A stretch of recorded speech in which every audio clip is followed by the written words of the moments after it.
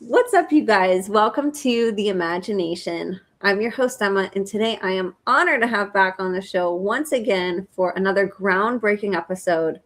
Satanic and Masonic ritual abuse and mind control survivor and whistleblower, YouTuber and content creator on her own YouTube channel and Substack, first generational New Zealander, credentialed counselor with a specialization in narrative therapy, communication skill, small group training course facilitator, traditional herbal medicine advocate, retreat co-facilitator, healing warrior, our beloved podcast regular, and my absolute dear friend, sweetest Poppy Joy.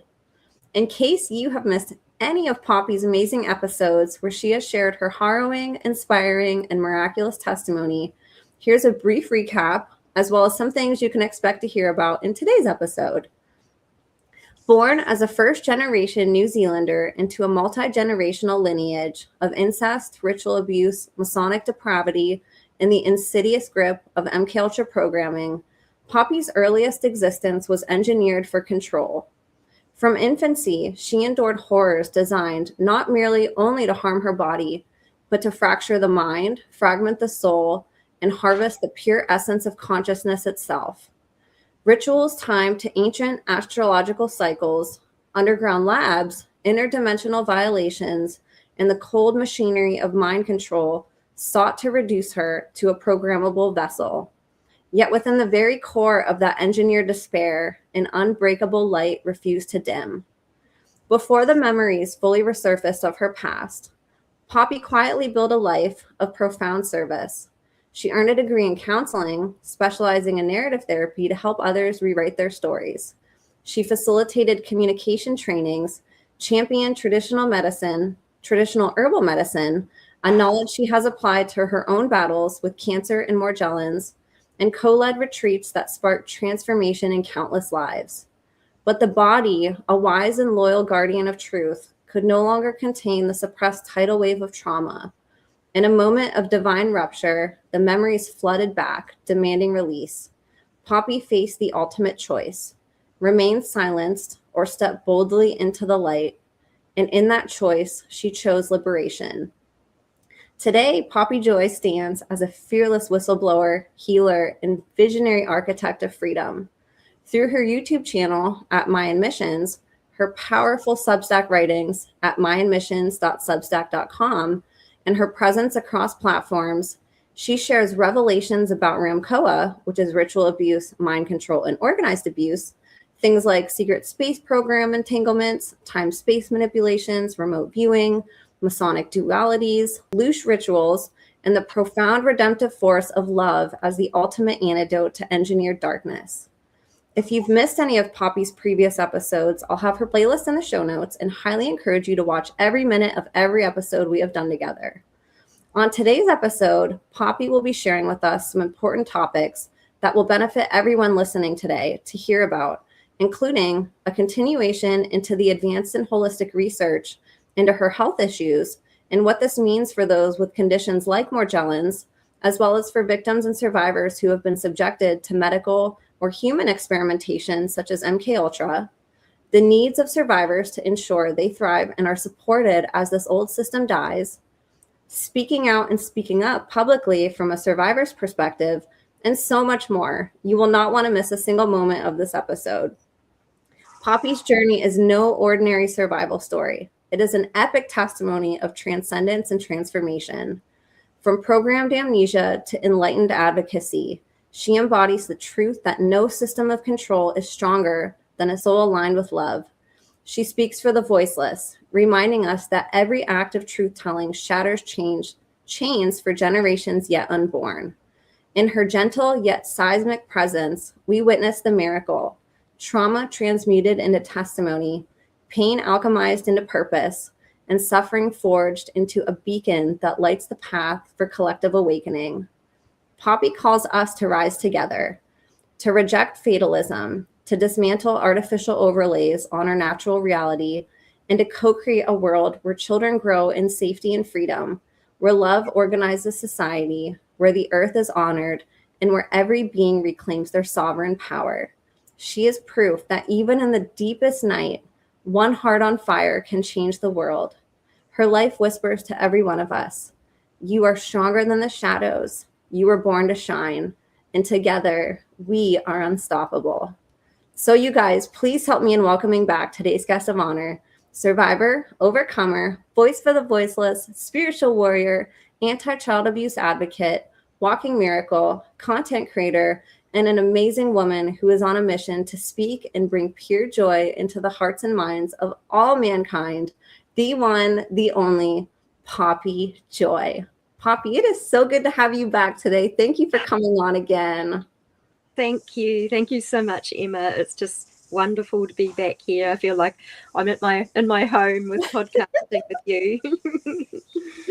I'm so happy to have you back. It's been a little while since we've connected, although every time I talk to you, it feels like we just picked up where we left off and no time went by at all, which I love. You're such a dear, amazing friend. But there actually has been a lot that has happened since you've been on, and some of my listeners are aware of some of the things that we'll be talking about today, such as you going on other platforms, which is amazing. So I thought maybe we'd start and talk a little bit about that, because this is a really big step that you took, and I want you to be able to share about it. But I'm kind of excited to dive into the world of speaking out, since it's an amazing time and place where more survivors are going to have that opportunity. Yeah, well, it's actually really wonderful. I think in my last podcast with you, I mentioned how Sean Atwood was starting to have survivors on the show, but I never expected that he would want me on his show, not at all. And then one day there was a message in one of my YouTubes, saying, we'd like to interview you. When are you free? And I was sort of like, thought it was a joke for a little while, and I checked it out, and it turned out to be true. I really had to feel this one and feel myself into it, because Sean has a very, very huge audience, and also the main thing is that it was live. And with it being live, I think there's some things to consider for survivors, is that sometimes there can be people that may ask triggering questions that could possibly use sequences that could cause people to switch, these sorts of things. So this is what was going through my mind, was like, okay, yes, I'm going to need to be able to be aware of being triggered, or if there's anything that makes me switch a little bit, and like to be really just sitting in here in my authenticity, like with a live. And it's so interesting because with a live, I just knew that all I had to do was be who I always am. And so it's just to answer everything in authenticity and honesty. And because I am a survivor, and I take it incredibly seriously that our stories need to be told, owned, expressed in a way that is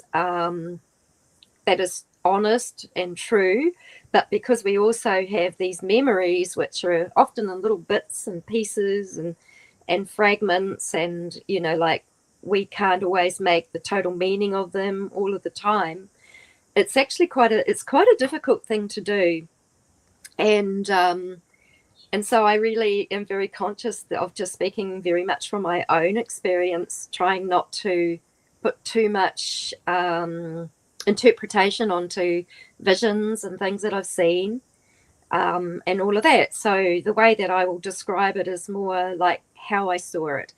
So a lot of the way that I've seen my memories has been like a form of remote viewing. So I'll often see them as the little girl from the outside in a very, very safe place in the process called the journey therapy with the one and only Marie Freeman, who's just a legend in my life. And you'll go in with a mentor. And I do want to just let people know, and I've kept him a little bit quiet because of my personal relation, but just about every single time, my mentor that I go into the journey with is Yeshua. And he gives me so much support, so much backup, so much good advice, because sometimes Marie will ask questions when I'm remembering and we're trying to break it down, and she'll just simply say, ask your mentor, what does your mentor have to say? So I listen, and then I hear what he has to say, and he often just comes up with the greatest pearls of wisdom, which are for my healing. And this is why we're all kind of remote viewing and watching. And he can be quite humorous at times because I'm very visual. So he knows I'm quite visual. So sometimes he'll use sign language with me rather than I can just hear. Sometimes I hear as well, but it's and then we get down to the bottom of not only what happened on that day, but why did that happen and how is the system run? Because he is also very, very keen on having the system deconstructed so that we will move forward into freedom. And why I feel, I've been so confused about his beautiful presence in my life, because there were times where I was very connected up to a Luciferian version of Jesus that was very conditional, and it was not the true and loving unconditional Christ. It just wasn't. And so and partly because that was a little bit enacted in some there were some scenarios and some rituals where it looked like a savior was going to save me, and then that savior would have been murdered in one particular one. That's what happened. And the religious trauma has been heavy, so extreme. And biblical scriptures have been used a lot in that.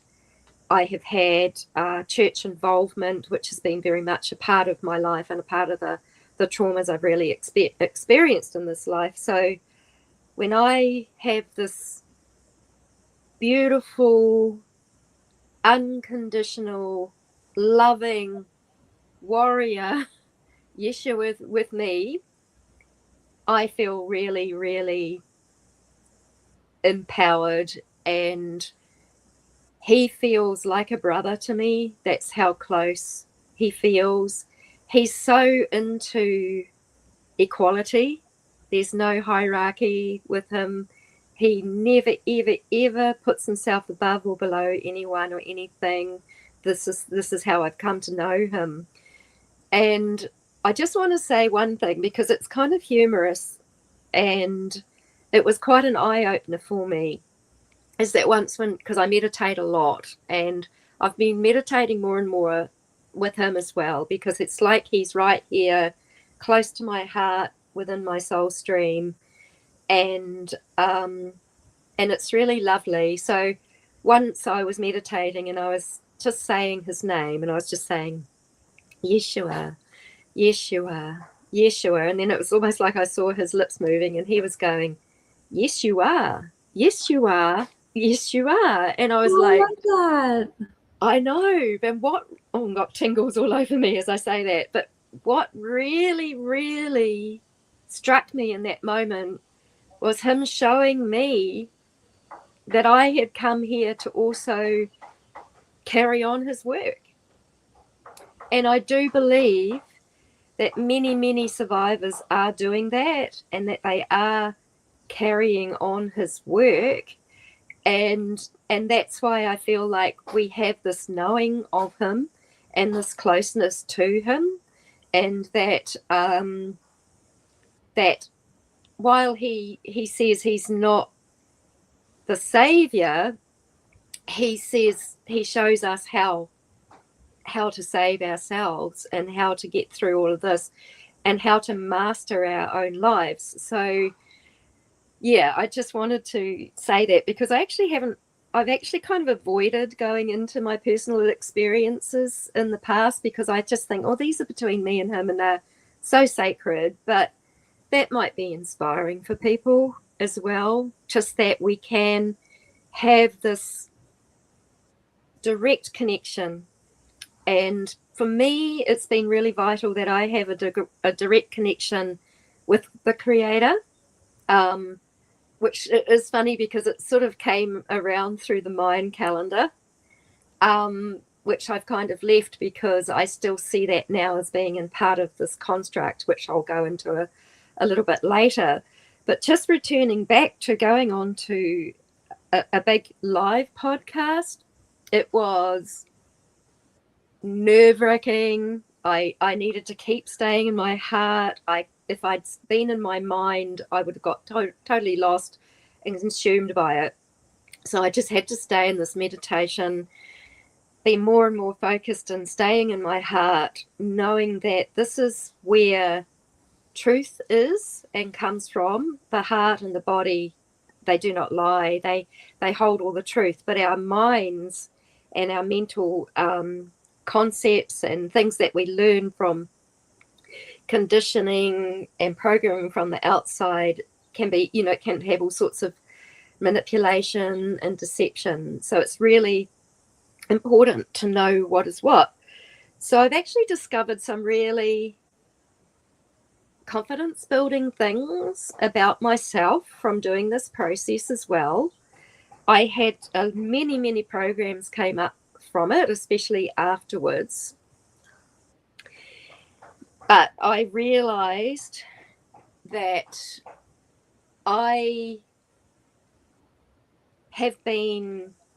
that it is actually this unconditional love and this unconditional direct connection with Creator and the creation, and that balance and that coherence with them that has allowed me to stay present and be in myself. Because for most of my life I was out of my body and I was all over the place and I was very dissociated and very disconnected. So what I realized is that all of this breathing and all of this meditation, which kind of felt like it came because it felt like it was unfair. It felt like it was because I had no choice because of my body, because of the isolation, because of the seriousness of everything. That's been my go-to, is to get into the breath and breathing the chi of life. Some people would call it the Holy Spirit. Breathing that sentient, that breath of life through my being, and discovering, I realized that these are my strengths. So I've actually started to discover some strengths, and I'm building confidence in who I am, because I've had a massive lack of confidence and a massive lack of self-worth.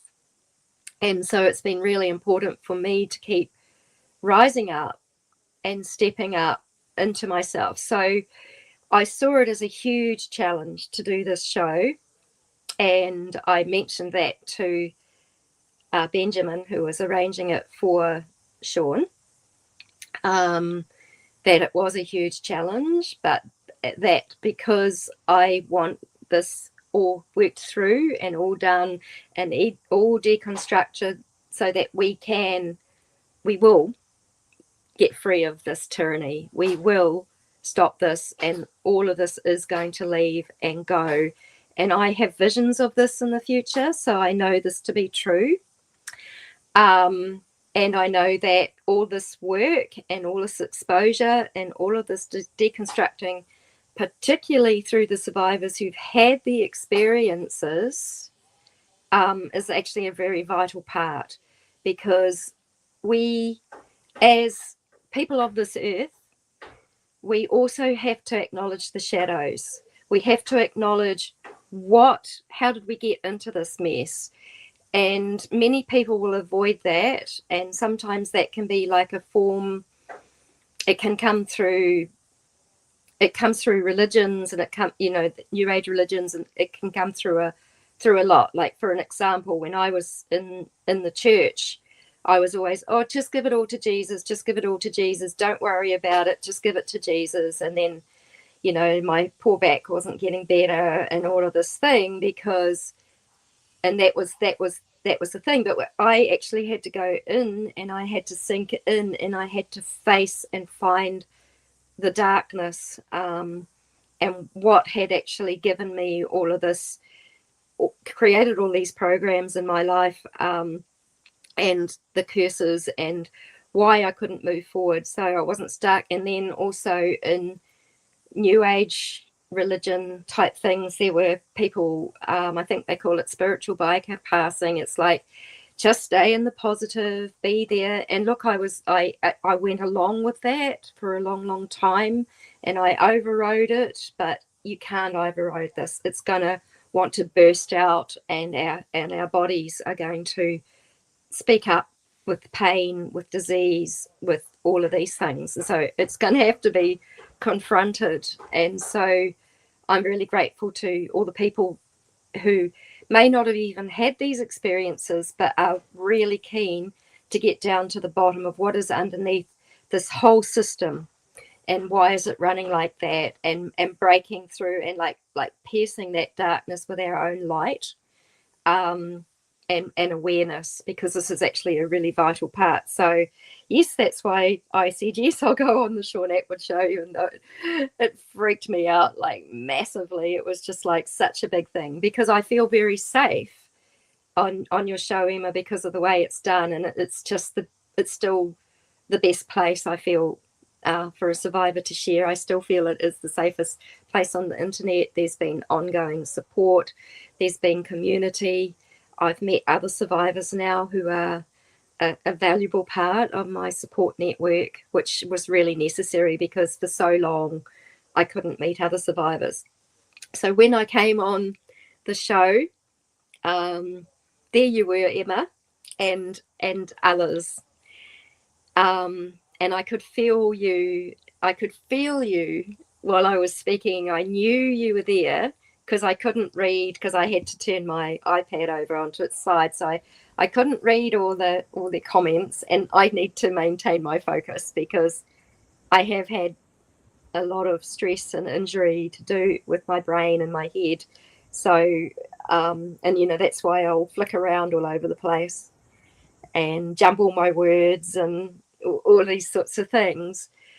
But the beautiful patience of the people who watch and actually start to empathize and have awareness that it's actually very difficult for a survivor to tell their story from the little fractured parts that they can remember. And, like in some ways, I've only been just over 2 years of really solid remembrance. And it can take many years. I heard Rebecca Barron say it took her 8 years. So in some ways, I'm kind of a newbie. I haven't got the big picture as well framed as other survivors do. I'm still vulnerable. I'm still, exposing, mainly breaking down the programs, because I've had lots of the major entity release done, and the curse is broken, and the non-consent to carry on, like for instance in the secret space program, absolute non-consent to be involved in that, knowing that it's actually, I believe it is a faction of Freemasonry, and that Trump is very much a part of that, and that you'll even notice that a lot of secret space program people are still putting Trump forward as a good guy. And so it's quite interesting that some of these stories that seem to come from within, and it's not that people don't know. They don't know. They're still in that. They've still got programming, and there's still a whole lot of talk about white hats and Q and all sorts, and which I from my personal experiences, I cannot go along with, because I've seen something quite differently, and my meditations show me something quite differently, and also knowing the nature of the whole system.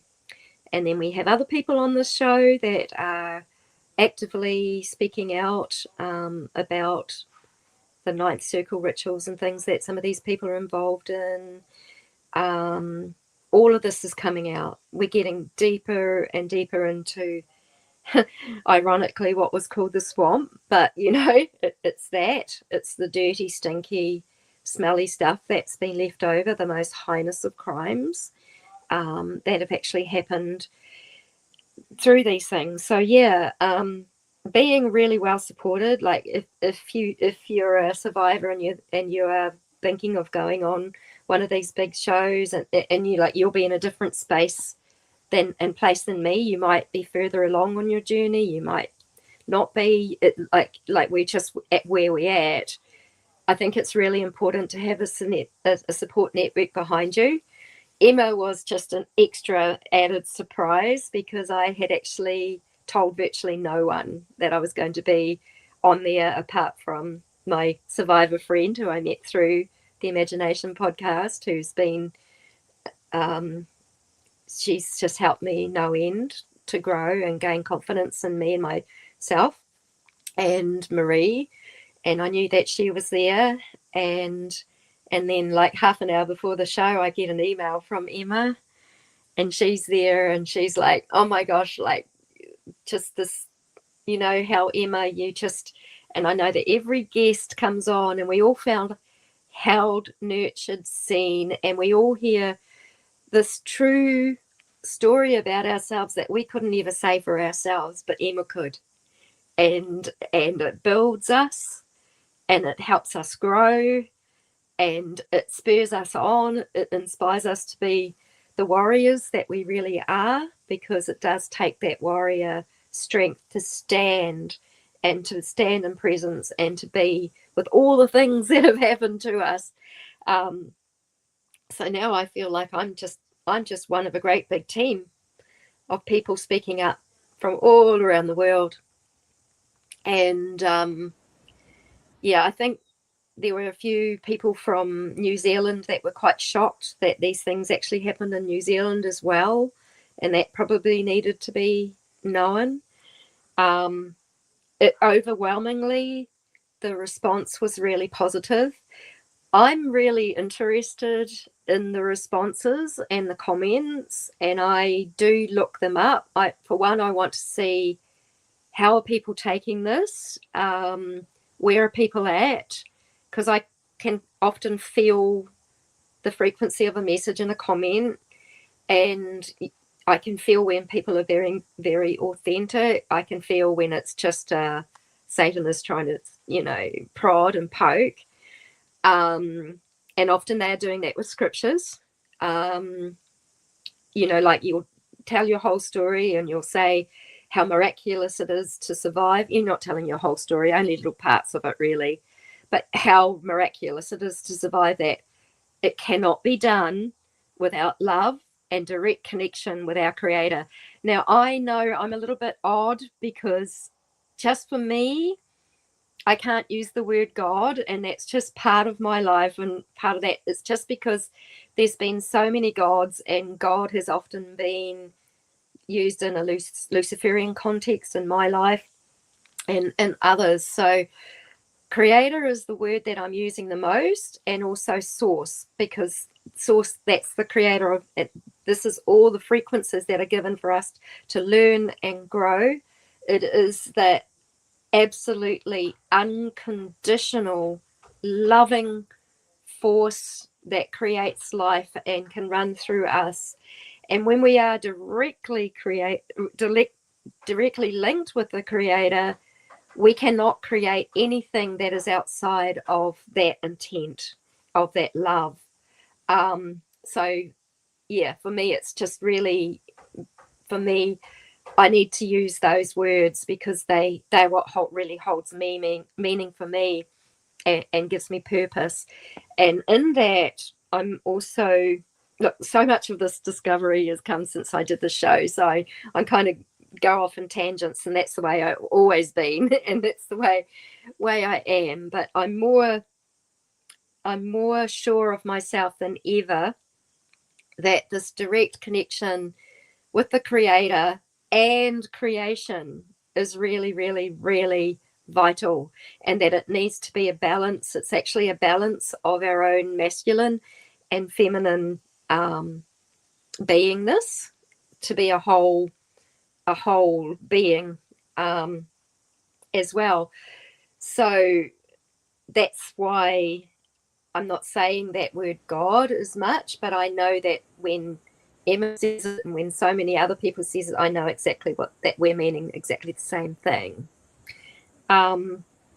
Yeah, so I looked at every comment and saw where I was triggered and fed back with my beautiful survivor friend, because she can also see if I'm being a little bit overreactive and she can point that out, and then we can look at that and get down to the bottom of it too. So it's been wonderful to have someone to talk with, and I've also talked with Marie as well about how I was responding to things, what I was picking up, and remembering that overall it seemed to be about 95% positive, and what actually gave me the biggest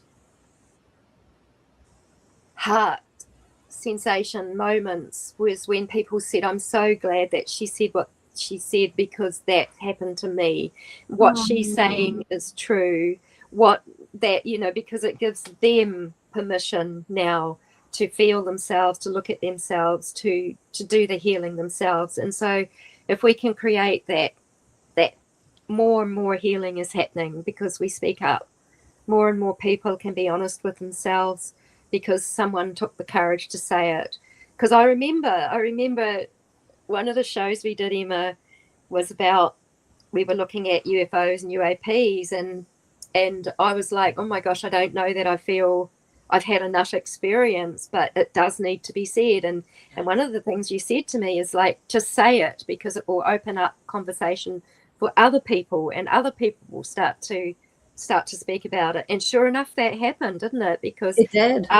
After that you had all these guests that could go a lot further and a lot deeper, and I was learning from them, and now I was just reflecting on that the other day, and I was thinking, everyone's saying look up into the sky, and none of us are, because everything is happening from underground. And now I have discovered that there are dimensional gateways and things they're underground, and that the planets are not ever what we thought they were, and that we can go into different dimensions and different spaces, and it's a little bit like the Montauk people that would be in the chair, and they would go out and they would often be drugged or whatever, and in that process they were actually bringing demons back.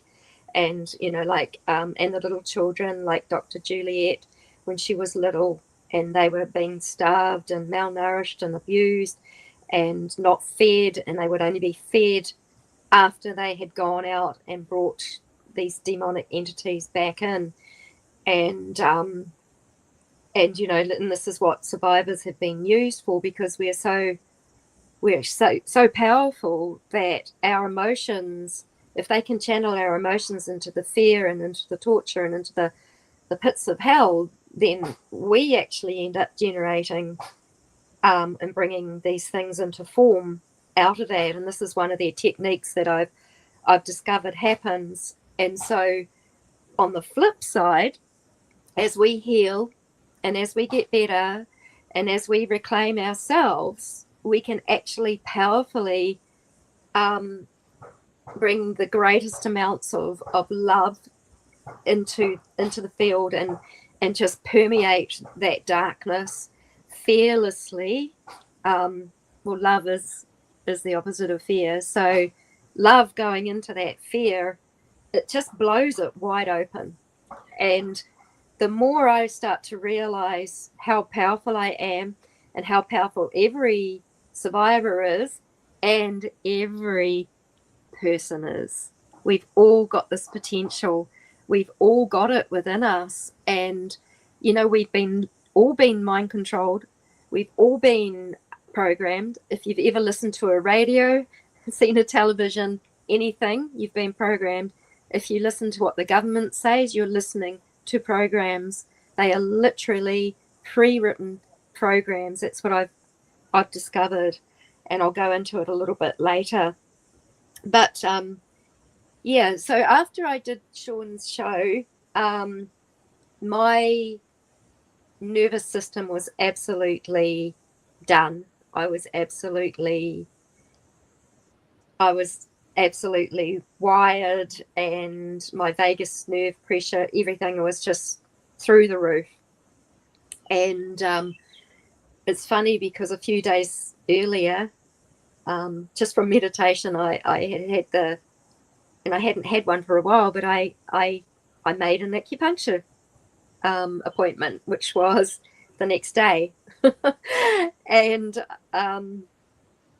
I never realized how vital and essential that was to calm me down after doing something like that. Now, that can happen by me, but there's also a lot of frequencies that get put on us and targeted individuals as well. So I know that there's just attempts to wear people down energetically, because excuse me, I burp a lot.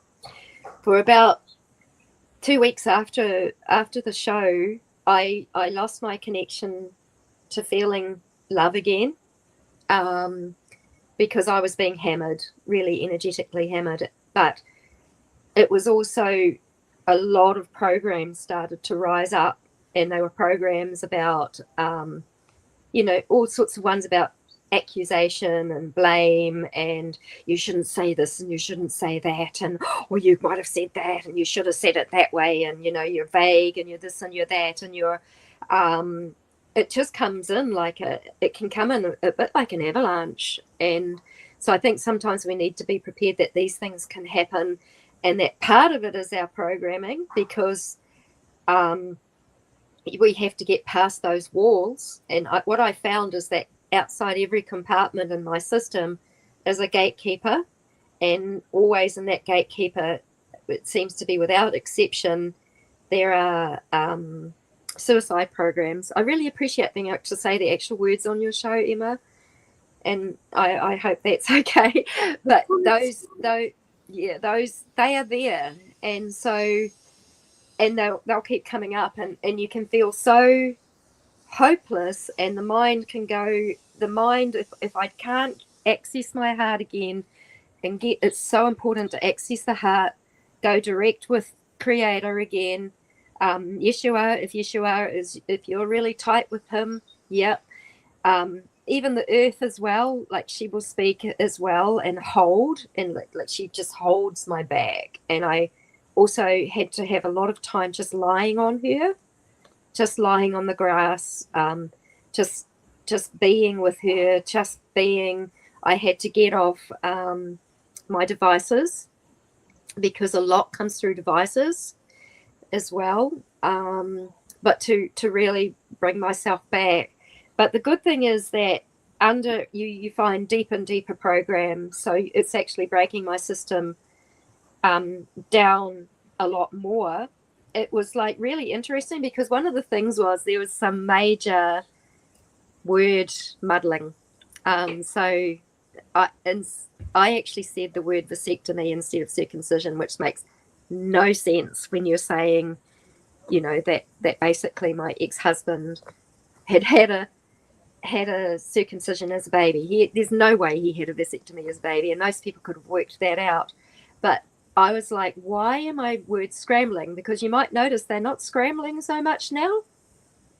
I think it's because I've broken through programs, and that there would be clashes of programs while I was talking. And a lot of it had to do with a lack of confidence. And it's almost like there was an interference coming in all the time. And that's really annoying. It's difficult when you're a survivor and you're wanting to get the story out so it can be the best it can be for everybody that's involved in this deconstruction. And we're going to get into the new creation as well, and we're really, really starting to move into that as well. But there's still a lot to do with people's healing for now, and that's where we're at. So so the other thing I realized, I've been publicly writing since 2015, and I think this also set me up because I've just got some notes here. I took some notes. So I had always felt repercussions and had a passion to get my truth out there so much, but I have taken huge hits, huge psychic and energetic hits from telling truth as truth came out through everything. Like, the truth now is clearer and clearer than it's ever been, because I'm more clear than I've ever been. And that's also, you've got, people can remember that you can be under absolute weight of trauma and depression and all of these things that have been put on us from what's still needing to be resolved. So anyway, I used to keep seeing this. I just kept having this feeling or my guidance, which was direct with Creator again, and I realized that this has been my strength and why I could get past things a lot, is that I knew that I could learn and grow if I could keep speaking and keep saying things and keep practicing. So even though I started off with the mind calendar and then realized that it was an infiltrated version, and then came back and said, now this is what I'm found. Like, I've always tried to communicate things more as I see them. I'm not ever saying that I've got all the answers or that I'm right. It's like, yeah, I can put forward what I know, and then people can decide and all of that. So I actually wrote that many of the attacks were conflicts between my parts for speaking up, especially with content that was challenging to belief systems. So I could feel the overall reaction as well. So I'm really, really sensitive. So I'm aware that as I'm speaking to a live audience, I can kind of feel that live audience. And it's like, rah! It's like this big, loud noise, which I have to kind of just keep here, stay focused and be with me and not be too worried about it, and just get what I feel like I need to say out there. And there was also parts of me that wanted to say certain things, and Sean was leading me along a certain path. He was really good at keeping me focused, actually. And I really appreciated that, and I also appreciated I could feel warmth, and I felt validated by him at different points, and I think that's really good. So I think we have to be very careful who we choose to allow us to be interviewed by. And so I got a big yes. I got a big yes about this. I knew it was going to be challenging, and I knew it was going to be a biggie. I have turned down some people. In fact, I think it's only been you and Sean that I'm comfortable with. I'm very, very careful because our lives are always still, they can feel like they're at risk. The stronger I get in my connection with the Creator, the more I know that I'm absolutely protected.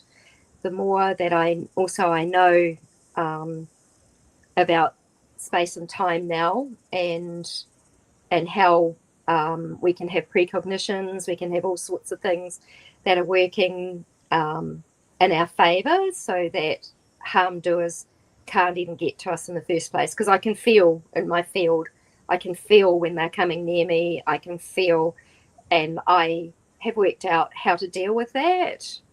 And it's something I don't like, but it's still necessary. Yeah. So part of this whole thing, like to say a podcast, it's really important that I'm really honest and that I'm really authentic.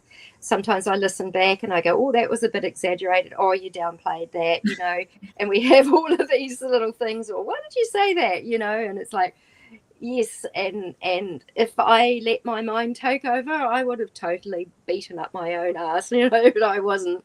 And so I have to just keep coming back to these heart meditations. So, and another thing that I really, really realized is that even when we do not feel love, we can still be in our hearts. And we are feeling what is in the body. We are feeling what is going on. So if we've got old programs and we've got memories coming up, it can feel really distressing, but we're still in our heart and we're still loving that part. We're still loving what we're picking up. So those aspects of ourselves and the Creator and Mother Earth and Yeshua are all like part of this team that is still loving me when I can't even feel their love, but I know it's there, and I know they're holding me, and I know that temporarily for a while I just have to feel some really painful and difficult stuff because I'm addressing and healing more, and I can, and I know that it's going to take me into a better place all the time. And every single time I reclaim gifts, I reclaim what was originally mine. I do have telepathy. There's all sorts of gifts that all of us, it's on our DNA. We have it. And as we heal, and the pressure's still on, there's still a lot of frequency attacks. There's still a big thrashing around in the field as the machine is wearing down and crashing out. So we really do need to really love and look after ourselves in that process. Yeah. So I process my reactions through my heart in direct connection with our Creator and feeling held and sharing with Mother Earth.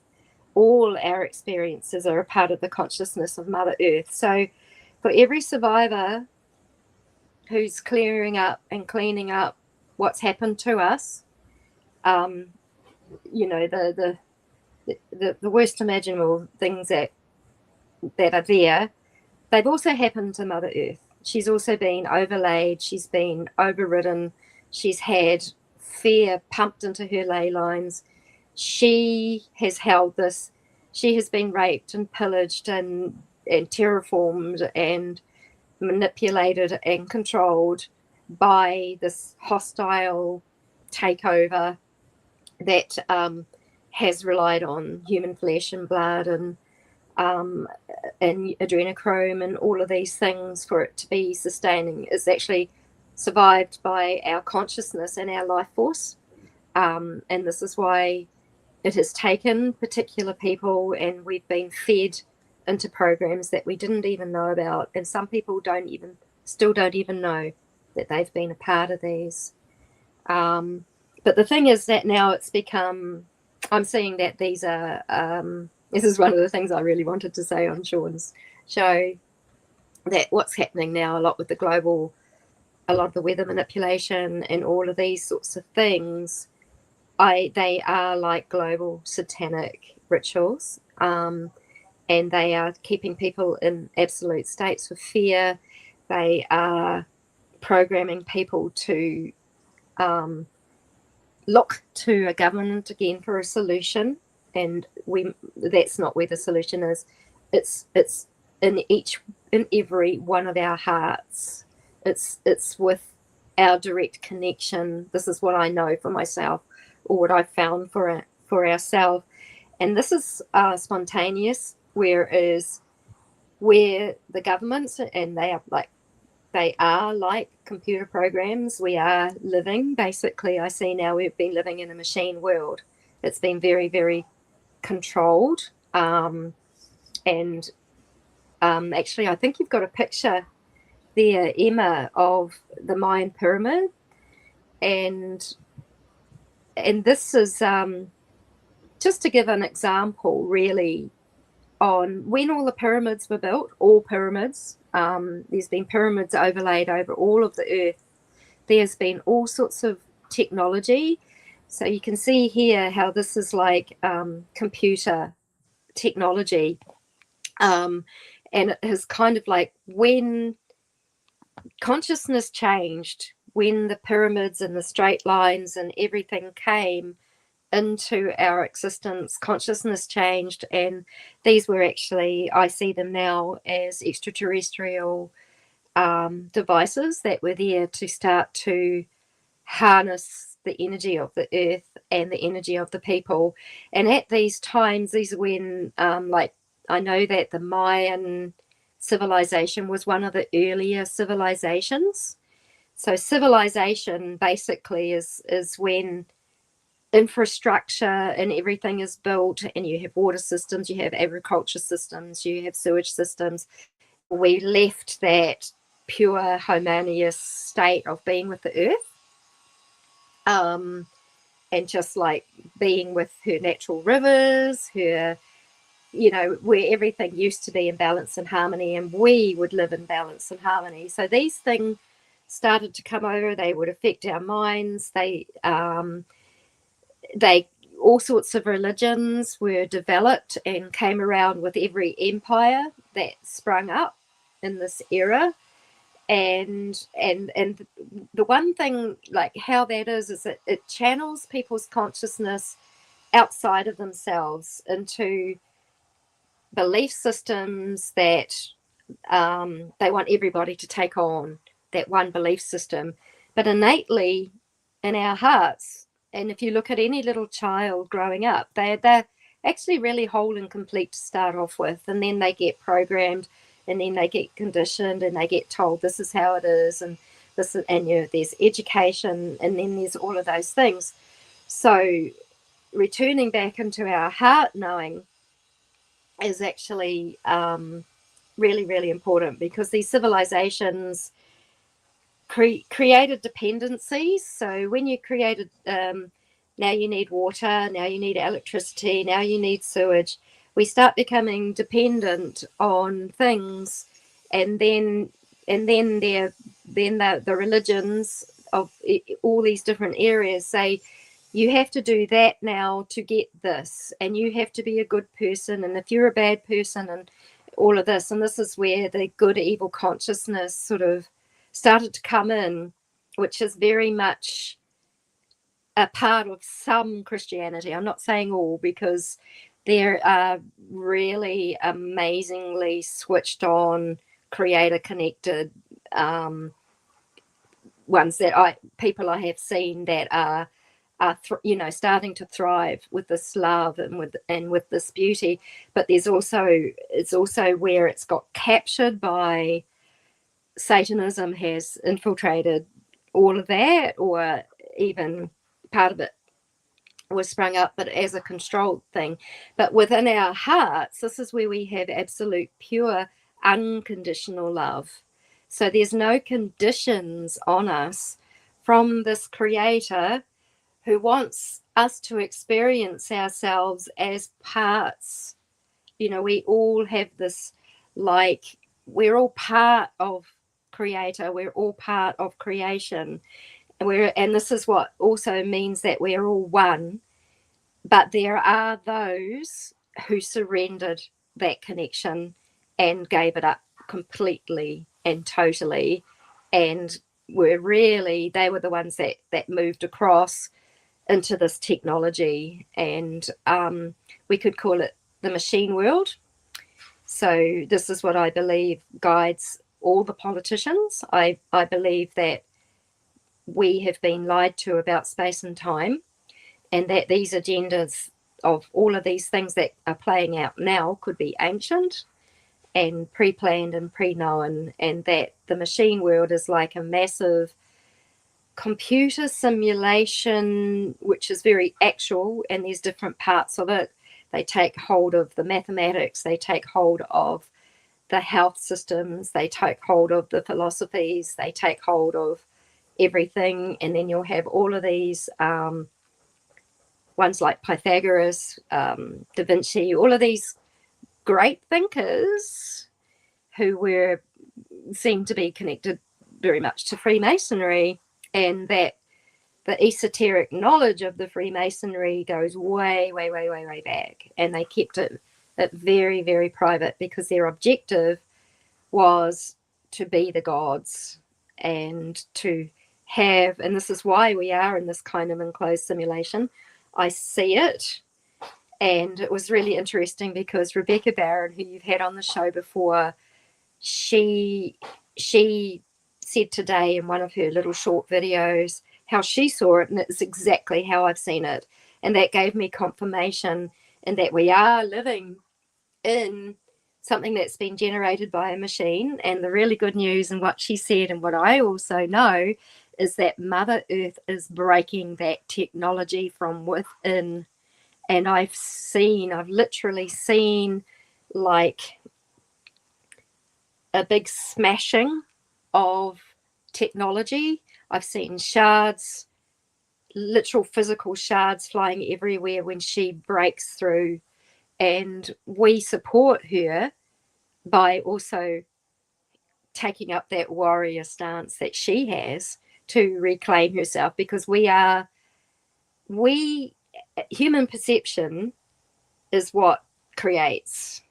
So we got caught in all the mind control programming, and we all got caught in being a part of that chaos, and that was very, very much of our minds. But as we realize that it's our hearts and our bodies that are so vital in holding the truth, and that it's actually really important to have this physical experience and not just see it as, okay, I do my time and then I go to heaven.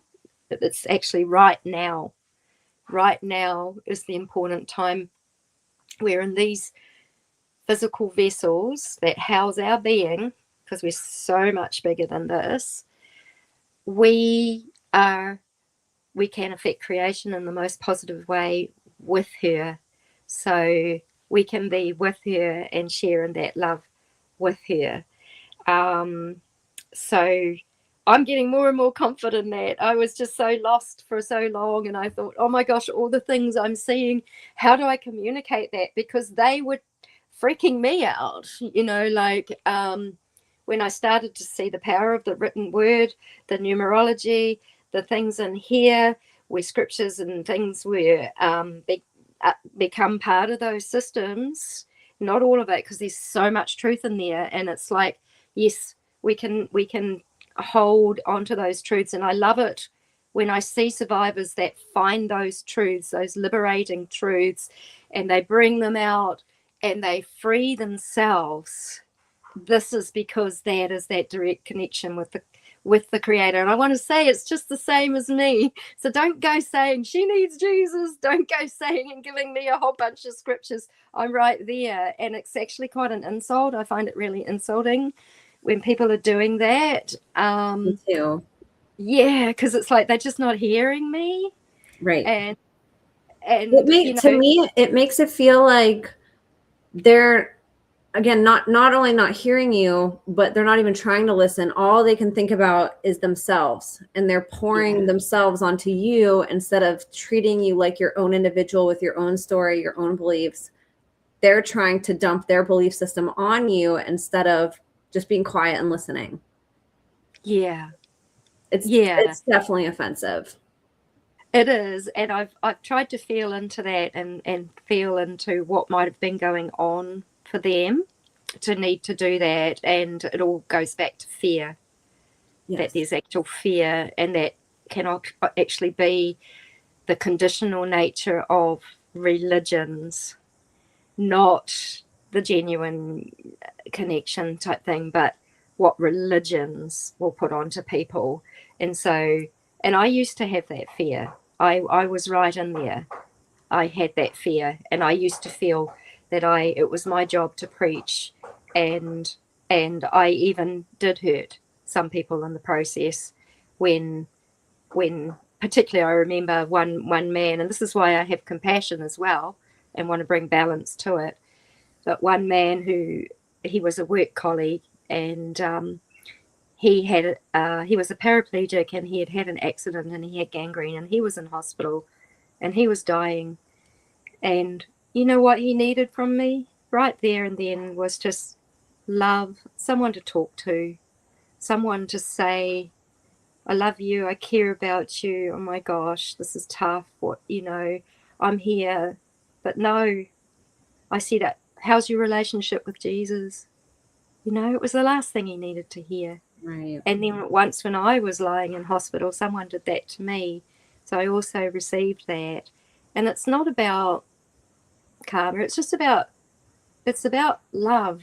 What will we do? You know, like if we can sink into our hearts, we will only know in the moment what's the right thing to do, what is the most loving thing to do in the situation.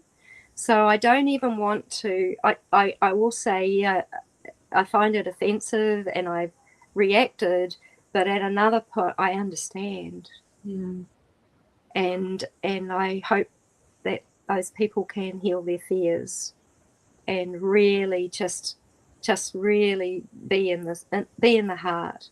And sometimes being in the heart, it's not going to, you know, we might be needing time out to do our own healing. It's not the time out to go and help someone. It's just like we will know in our hearts what is the right time to address any of that. So It can be a little bit similar to like how people react with politics, you know, and I have empathy now that like we're out of sort of the political matrix. Speaking of matrices, you know, being able to look at politics as a bigger picture versus being stuck in a side, you can sort of like lift yourself up and see the big picture, where when you're on a side, that's all you can see. And anybody who's not on that side is an enemy. And I feel like religion and where people are at, they're just in a different place, you know, but I don't think that they realize that it can be sort of offensive, or that they're creating sides, maybe even unknowingly, by sort of pushing what they believe onto somebody else. To them, it's what they believe, but it's the same as like a political belief. Like if you believe in one side of politics, you don't want to hear somebody else's side. There's like no point in arguing it. It's better to just either, you know, just be kind and like listen to what that person has to say, or just move on, you know, don't even engage with it. But I think like there's like that evolution, like what you're talking about, of like being in one frequency and sort of having that fear, and then sort of raising it, and then all of a sudden you just see a bigger picture, and those things just all of a sudden don't matter. You know, all of a sudden it's meeting people where they're at, and it's like this unconditional feeling, instead of being able to talk and listen with a condition attached to it. You can let that go and just be with somebody and sit with them where they're at. Yeah, absolutely. And I mean, two things sparked off from that. One of them is that, and I think I can say this a lot to your audience, they're very aware, is that it's always that you have this choice, you have that choice, you have this choice, you have that choice. And that, again, is mind control programming. How often where we put into situations, either that one dies or that one dies, you know, and it was all a trick, and it was very, very strong programming and highly traumatic. Is that there's multiple choices. This heart is filled with infinite possibilities that the Creator will show us. And so, can you imagine a better world? I like that. Imagine a better world. Can you imagine if humanity, and this is what we are doing, this is what is wonderful, we all start coming into our hearts and we all start going, now, what would I do from my place of love in this situation? And we will find our unique answer. You will know it for you, and I will know it for me. And no one else really has the right to tell anybody else how to be or what to do. So, because we're all here to learn and grow, as I see. And yes, I can share, this is how I did it, and this is how I got through. But that doesn't mean this is how you're going to get through. And I just think that, like, for all survivors, I celebrate everyone. I celebrate the survivor that was using the AI as a counselor. You know, that was helping her. Now, that wouldn't be something I would do, but in that moment and in that, like, wow, you know, and she's on a journey and she's going to learn more and more and more, and that's up to her how her life goes.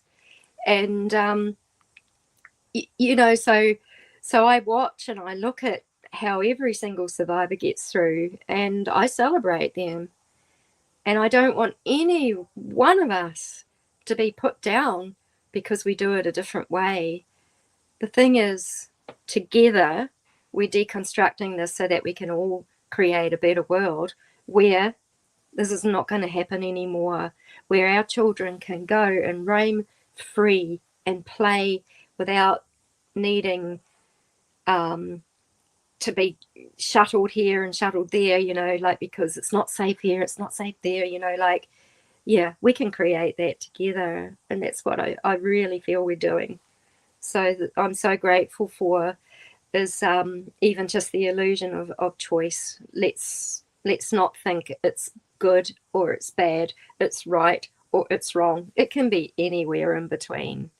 And as much as we embrace the light of our being, we have to embrace those shadows too and love them. Oh, I was given this. Now, this is the New Zealand native ruru.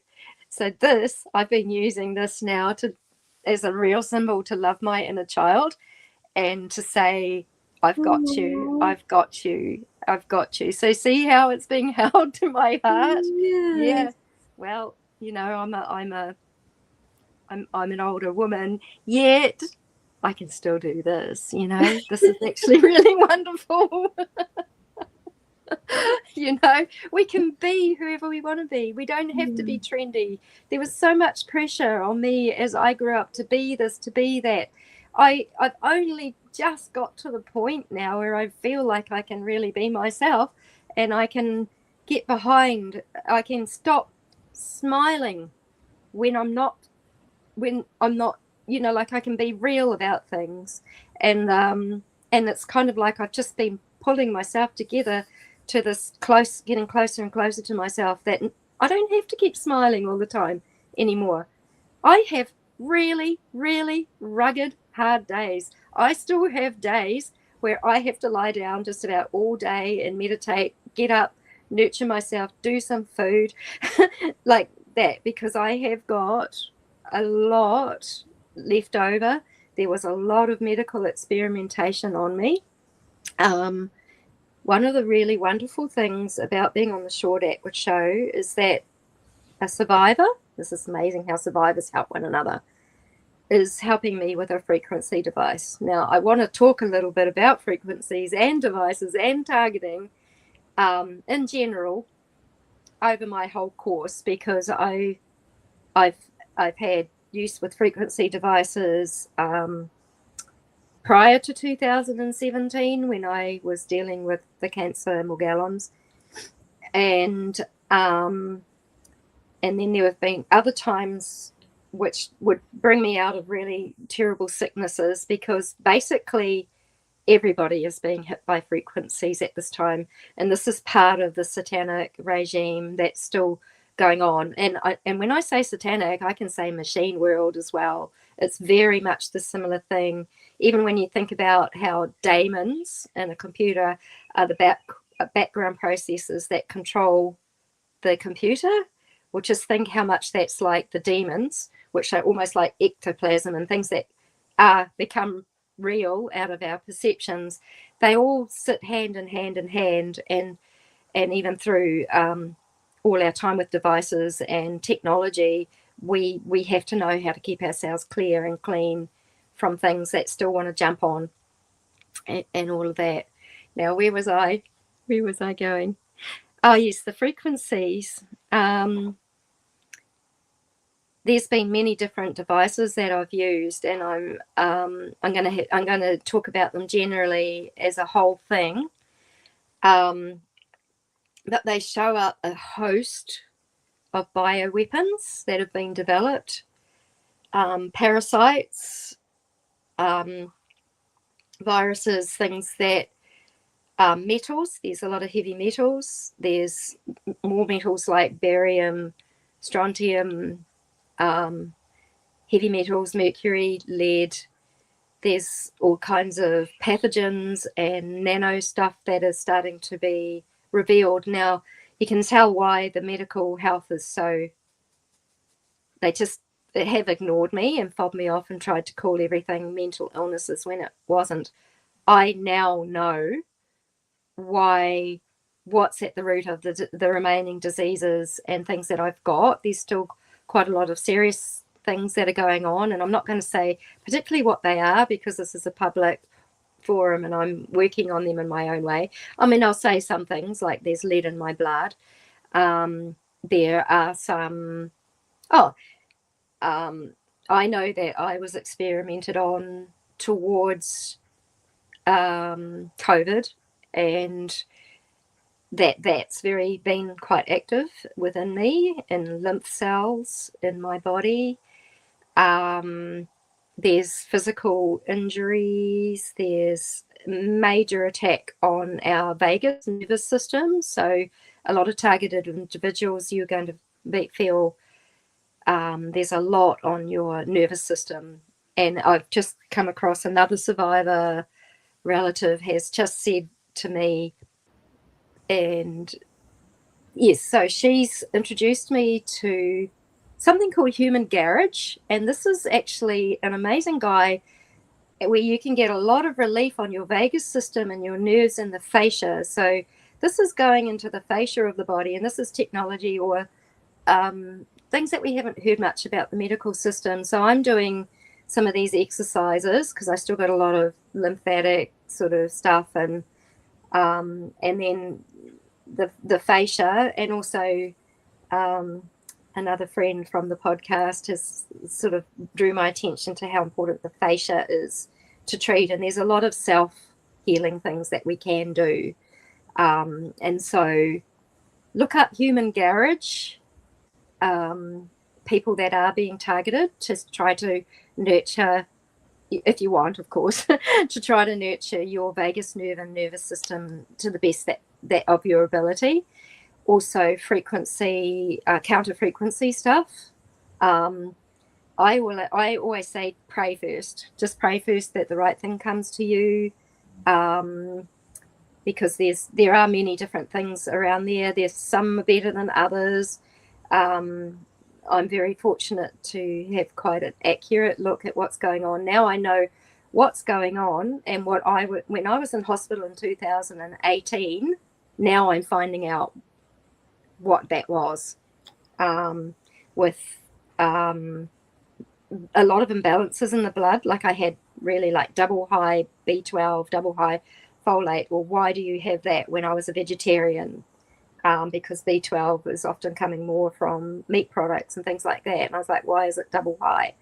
And they did not look at the blood balance, and they don't. And well, they didn't with me. I did go to one blood specialist, and she just said it is viremia. She's got every virus that goes, and that was frequency attack as far as I know. I was actually aware of when the frequencies came on me, and I was aware that I had been attacked, and 2 days later I was brought to my knees, sort of thing. So yeah, so I know that. So what I've discovered is actually it's a lack of lithium. There's a lithium, you have to have lithium to make B12 bioavailable in your system. So this is something that I've discovered.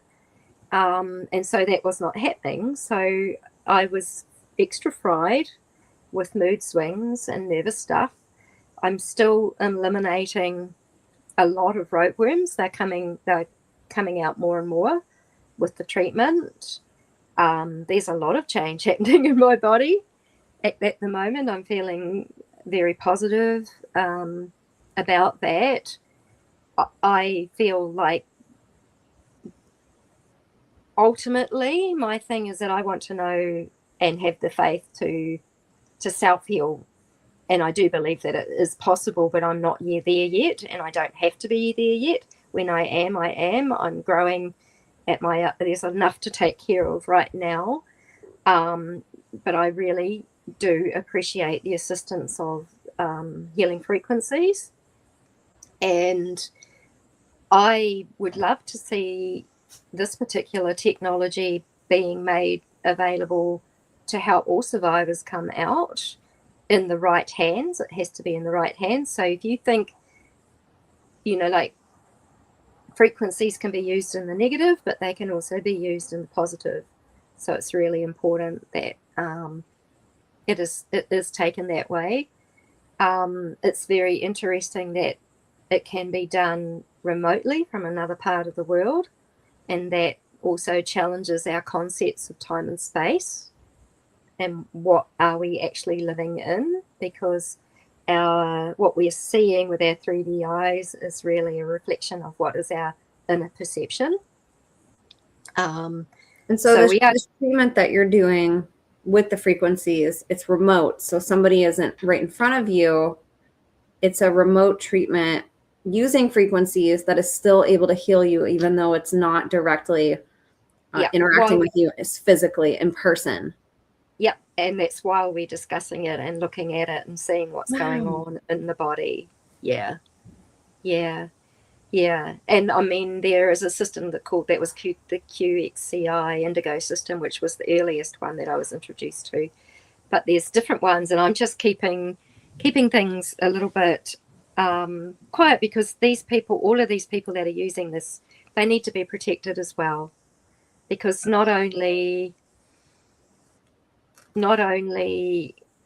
are they discovering what's wrong, but it's very plain to see that there have been medical agendas. I mean, I know that the ropeworm was a bioengineered parasite, and that can affect it loves heavy metals, and it can affect our moods, and it can I'll say it because you know me, I will say what needs to be said sometimes, is that I had one. So I do coffee enemas to take care of the extra toxic load that is coming out of my body, and it certainly helps. It really does help. And there was a ropeworm, and it was a humongous big one. So when they are in there and you're trying to retain that coffee inside your bowel, this thing is literally thrashing and bashing around, and of course that gets messy because you can't really hold on properly to the enema, and it and then it actually just finally came out. But they are coming out, a lot are coming out at the moment, so they're being liberated to come out. So there's certain, I guess the frequencies are enabling that to happen, because they're cleaning up, and there's all sorts of parasites. And it's interesting, even looking at a parasite was in my left eye, and when looking up the Latin of its name, it literally meant fire dragon, and dracone something or other. I'm not going to say it too much, but you know, like, you can see that even some of these names of some of these things, the names that they are given, are kind of named after the agenda. So interesting. So the good news, really good news, so it's a mix. I mean, there's certain areas of my body which have been very vulnerable. One good news is that my emotional state is very strong and very good, and he said this is unusual for a survivor. So, and this is because for 22 years I have been doing breath work. I have been connecting into my heart and going into my body and seeing what's been going on in my body for 22 years. And I started yoga, and that has also been like, you become very aware of your body with that. It's not evil, as according to some religions they say it is. It certainly has not been for that. It's actually helped me to come fully more into my body, to feel my body, to know my body, to stay in my body, because it's been just such a big job for me to stay in my body, and it's been taken years and years and years to get to this point where I'm mostly in my body. Like I just about spun out when Shawnette would put up the picture of Aleister Crowley. It was just like, oh, get that away, you know, like that's how I felt inside. And I was like, aware, that's happened, you're here, keep going. So I could do that. I could do that. But if I was at a different plot, I could have lost the plot in that moment. I just could have lost the plot. So I have actually come a heck of a long way. And during all of that meditation and that time, there was a time when I started to realize that's not me. It might have my voice, but that's not me. That's not what I want for myself.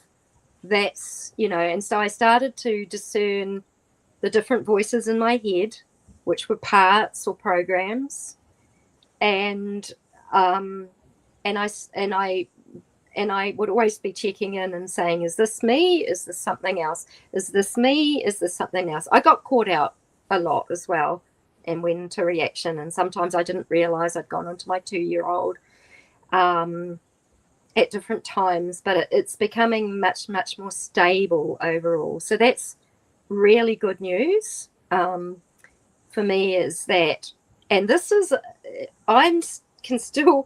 miracle is, and this is what meditation and breathing into the heart will do, is that it will take you, it takes you above and beyond what the ropeworms are trying to make you feel like absolute crap. It will take you through suicidal ideation. It will take you through everything.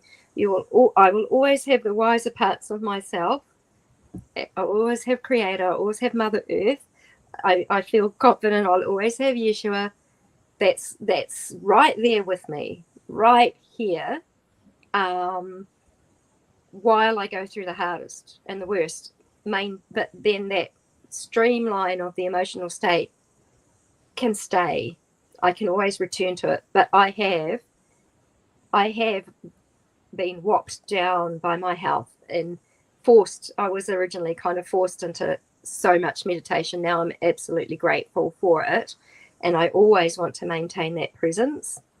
When I was invited to go out a couple of days, I felt I was observing myself because I haven't been out and socialized with people for such a long time. But I managed to maintain my own sense of presence the whole time. I felt relaxed. I felt calm. I felt like I could be myself. It was so refreshing. It feels like this is the beautiful energy of Mother Earth's natural, original stuff starting to bleed through. And we're going to have more and more experiences of this as the machinery is coming down. It's coming down fast.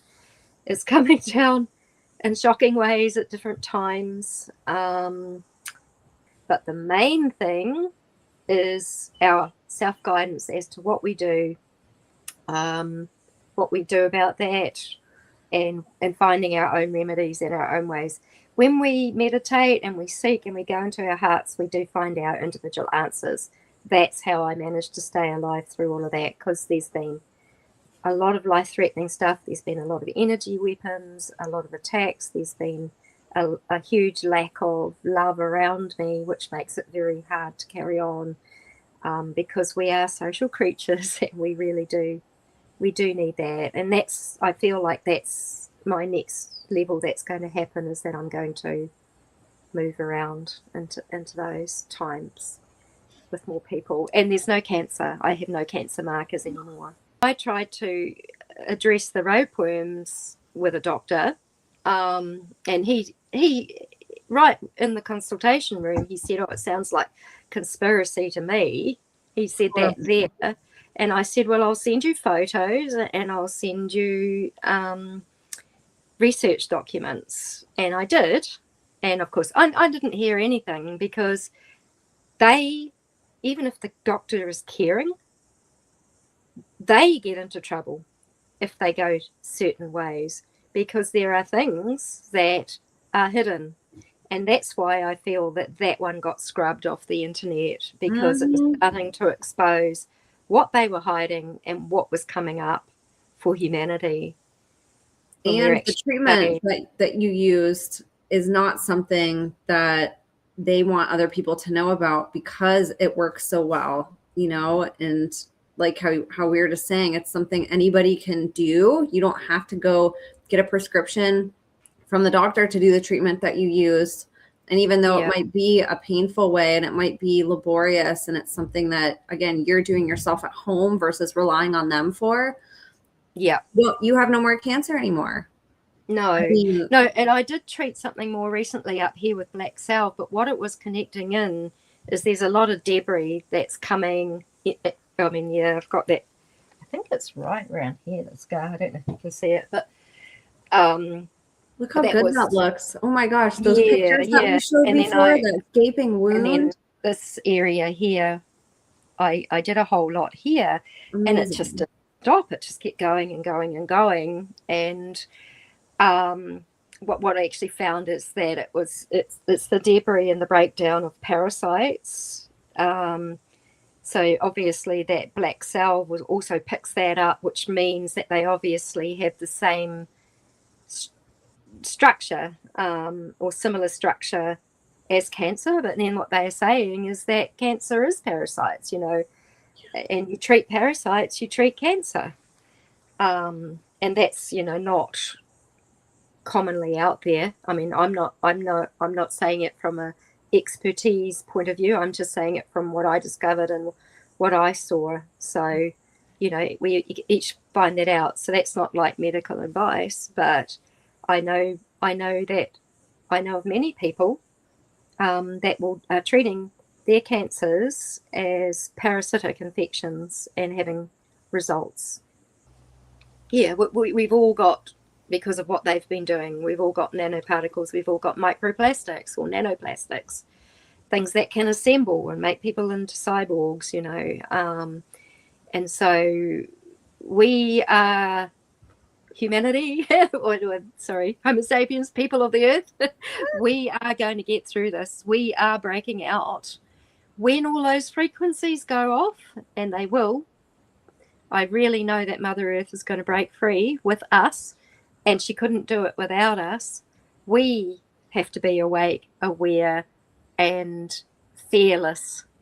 If we're fearless, then we're loveful. So we are all a part of this, and I'm falling in love with people now. After not trusting for so long, at just how resilient we are, how we, now we've got a world of people traveling through attacks, and I just want to go, we're doing good, and we just stay in these hearts and we stay in this love, and we can come through everything and anything. And that was the other good thing I found out from this treatment, is that my emotional state was overriding my physical vulnerabilities that could have killed me. So, yeah. So that's how strong the power of our heart is.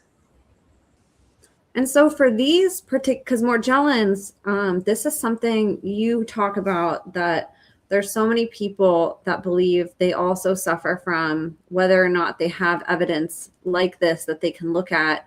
A lot of the symptomology seems to be easily corroborated of what the symptoms are of Morgellons. Is there, or I should say, would you be able to just talk a little bit about what it is? And then even, what do you think, when you say technology and sort of a non-sentient technology, how would this get in somebody's blood? And have you figured out a way to get that out of your blood? Or how can somebody begin to cleanse themselves of this? Yeah. So I wrote to Dr. Harold Coates-Valla, who's a scientist that was looking into all of this stuff. And that was because when I was researching what the heck are ropeworms and what's all this about, then you come across his research, and I told him what was going on for me, because I just thought it was ropeworms at that time. And then he said to me, treat yourself for Morgellons, because that was his feeling, basically, based on, okay, so since I see interdimensionally, I was telling him about the insectoid type being that I saw, and like spider being things that were associated. Look, when people don't see this isn't going to make any sense to you, but I told them about that, and he's aware of that. And so he said, treat yourself for Morgellons. He gave me a diet. So diet's really important. So there's certain things that they crave to grow. Chitin is something that I think they want, and that's why I think they wanted us to eat bugs. So chitin is something, and that's also the layer that goes around cancer. So, and why I feel like things can get taken out of my body with the black cell. It's Lyme, I think, is Lyme and Morgellons. I mean, I don't really know what the differences are. That I think they both can create fibers, and they can basically start turning people into cyborgs where they could be used by the machine. And I do believe that that has been the big agenda to do with this thing, and the spraying in the skies. There's all sorts of stuff in there. I think people are finding all sorts of stuff in the snow that's filled with plastics that's been coming down over that engineered storm that they had over the United States recently. So they keep putting things in here, but Morgellons, I think, is where you actually, it's almost like you get wired up to become more like a human robot, a bio robot. So you've got sentiences, but there'll come a point, I think, where people will they'll surrender that divine spark of life and be used by the machine and be used for the purposes of the machine. Yeah. So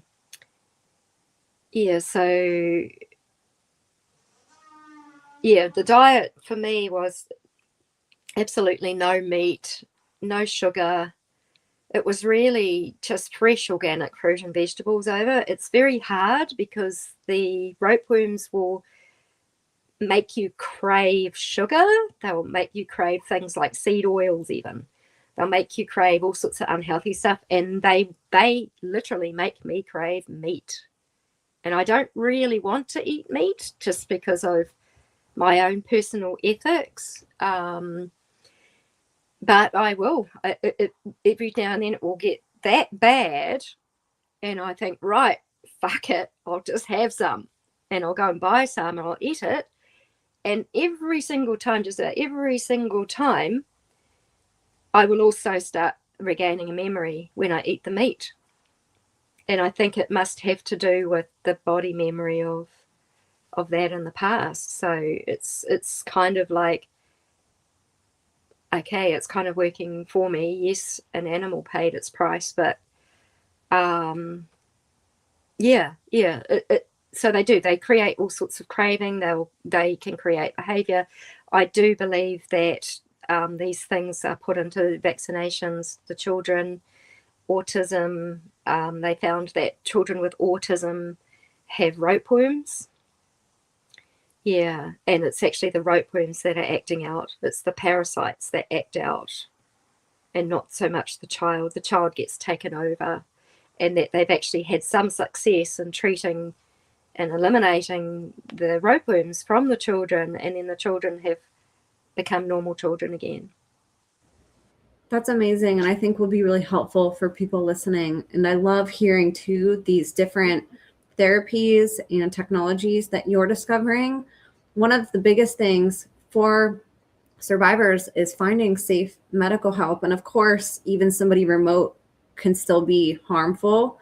But if somebody can find the right person and not have to leave their home to go somewhere traumatizing like a hospital or a doctor's office and be able to receive treatment for certain things, I think that's so amazing that you've been able to find something like that where you can sit in the comfort of your home and still experience healing in all these different ways that you are. Yeah. And that's a really valid point too, is finding the right practitioners. We need to be in our hearts and in our meditation and questioning. Like, I didn't just go, oh yeah, do it. I went into my meditation, I checked everything through, I had my prayers, I had to feel absolutely right. And now it seems that I'm attracting really good health practitioners, but for a long time I was not. I attracted some dangerous health practitioners, and there are a lot of health practitioners out there that have this belief. This is how I've discovered, because this was going around like expos and things like that, trying to find help. Oh, if I can help her, that's going to make me look really good. Don't go to them. Do not go to them. It's about them.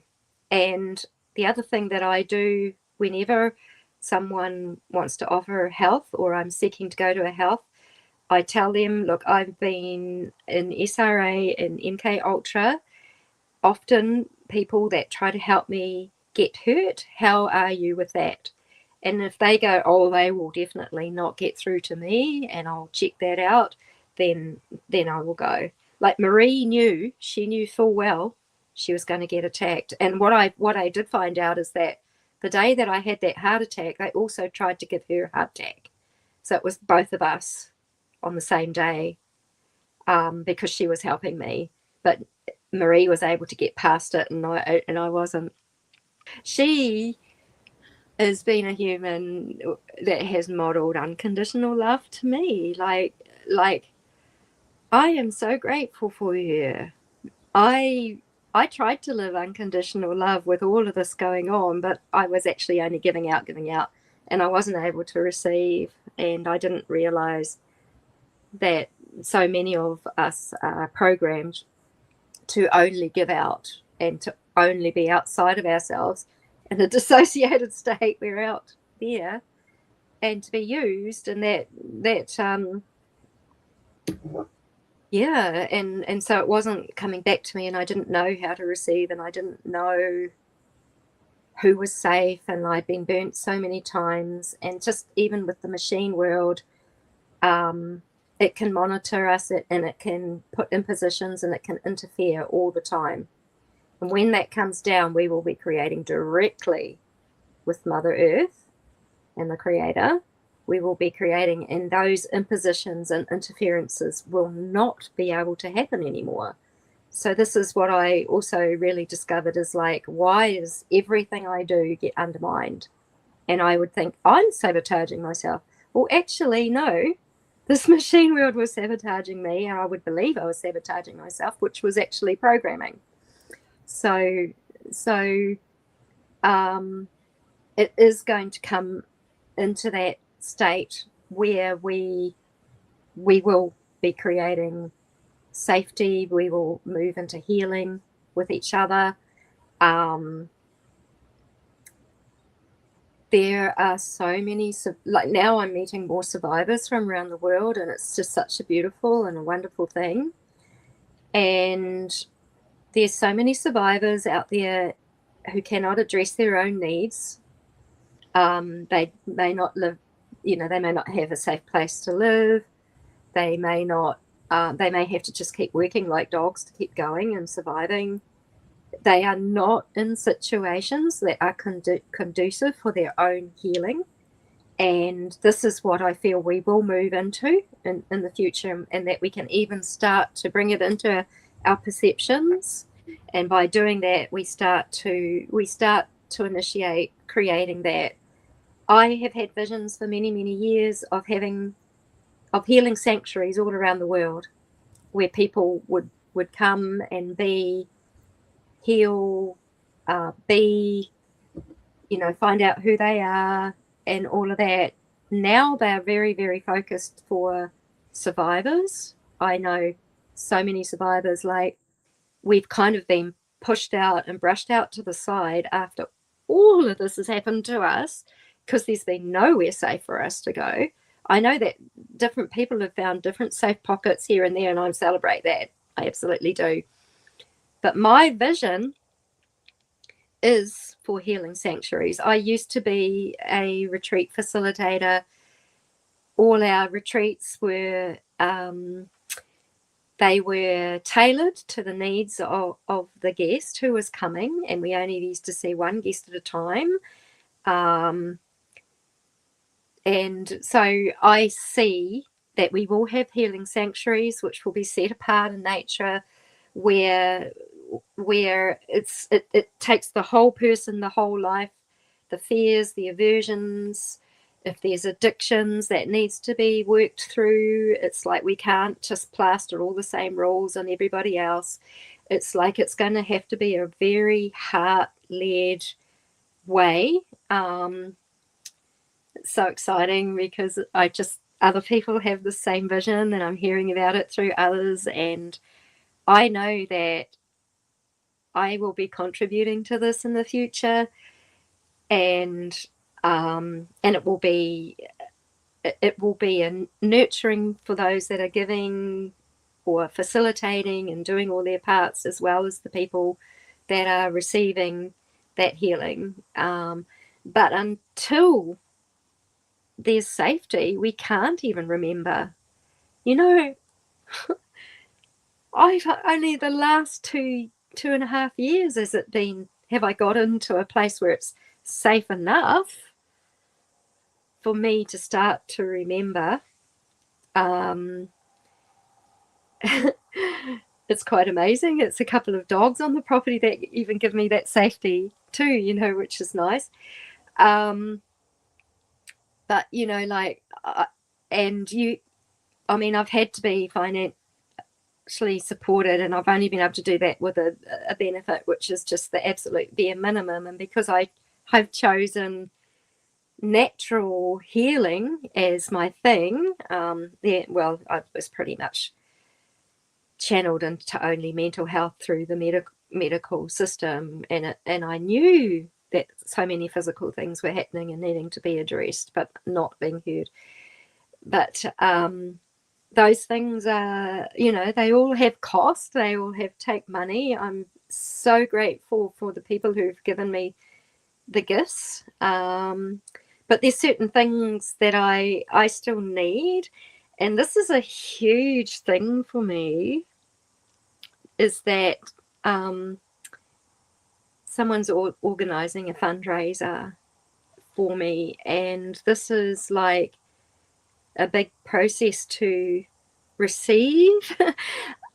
If people would like to give to help my health to come back, because there's a lot of costs involved. Like I need new glasses and everything now that the pressure's starting to finally leave my head and my vision's not getting so disturbed. And I've had these for many years now, and they're not working as well as they could, so I don't get quality of sight anymore. And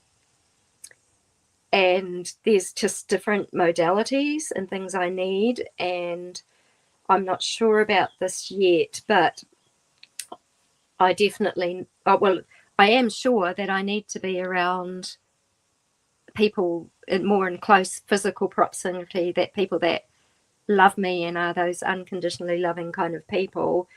So that could involve that I move to another place, and that's quite costly. And so there's a lot of things that I'm finally feeling like I'm ready to receive. And it's a big deal for me because everything has been so conditional in my life. And I've been practicing unconditional love to the best of my ability. It's only when fears come up that ever gets in the way, and I think, I was a little bit controlling there. What's the fear? Because if there's ever controlling, there's fear. And so I will watch that. But I'm very grateful. I'm very grateful that there are people out there that would want to give and just help things along, and that I'm finally getting to this point in my life where it feels really safe and welcome. And I've put on my smiley face and said, I'm all right, I'm all right, I'm all right, and the little voice like that when I'm not. I've had to get a lot more honest with myself. I mean, these are programs. It's not like I've been purposefully dishonest. It's been a survival mechanism. Because sometimes by saying to others, I'm all right, it just means that you're not going to get attacked anymore or something. It's like, oh, it's frustrating. And you're so deserving of those things. All survivors are. I was talking to another survivor the other day about receiving funds and just about the stigma around survivors of so much shame and guilt around them trying to make a new life for themselves after leaving what they grew up in and creating resources and creating funds and finances to be able to take care of themselves outside of the system that they left. And one of the things we talked about was how many survivors leave these rich, wealthy, resourceful families, and because of their programming and because what they went through from childhood, you're groomed for these really good positions in society where you're going to be taken care of. You're promised wealth, you're promised power, you're promised money, you're promised anything you want in the world if you stay and obey and contribute to the darkness that they raised you in. And those of you that leave that, I mean, the carrots that are dangled in front of your head to stay, and you'll be taken care of for the rest of your life if you stay. And you all walked away from that. You walked away from the money and the power and all the resources and the positions of power in society, these careers that you trained your whole life for and were groomed for. And you walked away from it to do the right thing. And I want people to like take that in and just think about that, you know, the courage that it takes. So many people that are in positions that have money and fame and, you know, notoriety and success. You know, how many people do you know that would ever leave that? You know, people listening, I'd love for you to ask yourself that, and how much it would take you to leave, you know, the job that you're in right now to go do the right thing and to just know that you might not be safe, but that something's wrong and you need to leave. You know, it takes so much courage to do that. And then your families just write you off. You don't get the inheritances that you're supposed to. You don't get those positions anymore. Now you have to try to figure out how to fit into a society that you didn't even grow up in. That's totally foreign to you. You know, that doesn't even accept a lot of times, you know, dissociative disorders, you know, as being something that is even real. You know, and so trying to fit in this society, I think it's so cool that so many of you are finding your place. You're taking the strengths that you had, whether it was in a career or something that you were trained for, and you're figuring out how to contribute to a new society that is very new to you, like how you want to do, you know, retreats. That was something that you did and as a career, and it's something now that you can contribute to our community, which is amazing. You know, so I think we all owe you so much resource and success and validation for what you're doing, and that we should want you to have careers that you can create for yourself, and that we should want your books to be successful and movies made after you know, in your life, and everything that we accept from people in any other industry. You know, we need to make a way for that with survivors. And the cool thing is that with survivors and with the community is that because there's been such a lack of care for survivors historically, there's so much room now for us to be able to create safe houses and retreat centers and books and movies and educational, you know, seminars and workshops. And I mean, it's just endless what we can do and contribute, but that all needs funding. And you know what? The government's not going to fund this. You know, this isn't something that the government's going to pay for, and we shouldn't want the government to pay for it, you know? So I'm really proud of you for taking this step. And I think it's amazing that this is your dream that's been on your heart, and that now you're speaking it into existence. And I encourage people to step up and support you. And if there's somebody listening that, you know, maybe it's not funds that you can contribute, but maybe you have ideas that you can contribute to Poppy, or if you're somebody too that's really passionate about that, you know, let's get groups of people together that can help each other and figure out how we can get funding for all of this, you know, because there's a whole new world that we need to create, and it needs to be safe for this community. And the current world is not. And we need people like Poppy out there being able to contribute and show us how we can create that. And so I'm so proud of you and love watching you blossom and grow. And I know how good for me it feels to give. And I know other people on the other side of the screen, I get asked that all the time. How can I support? What can I do? You know, donate and contribute directly to survivors, whether that's buying a book or donating to their fundraiser or supporting their conferences that they're doing or online workshops or podcasts that they're doing. You know, there's so many ways that we can step up and support. And so I'm really proud of you, Poppy, and so excited to see where this path goes for you. Yeah, thank you, Emma. Thank you. I'm so excited because I think all my different podcasts have been markers of my journey, and how there's been such a huge amount of change over that time. And it's been, yeah, I like when I had the retreat center with my ex-partner and we were targeted and we were on the run, I kept saying to him, we've got to go public. We've got to go public. People have to know about this. And he was like, no, no, no, no, no. So when it came to my own issues, it's like, you've got to go public. You've got to let people know, like, this is for everyone. And it was quite strong that I got that guidance, that I needed to be public and keep talking and keep putting things out there.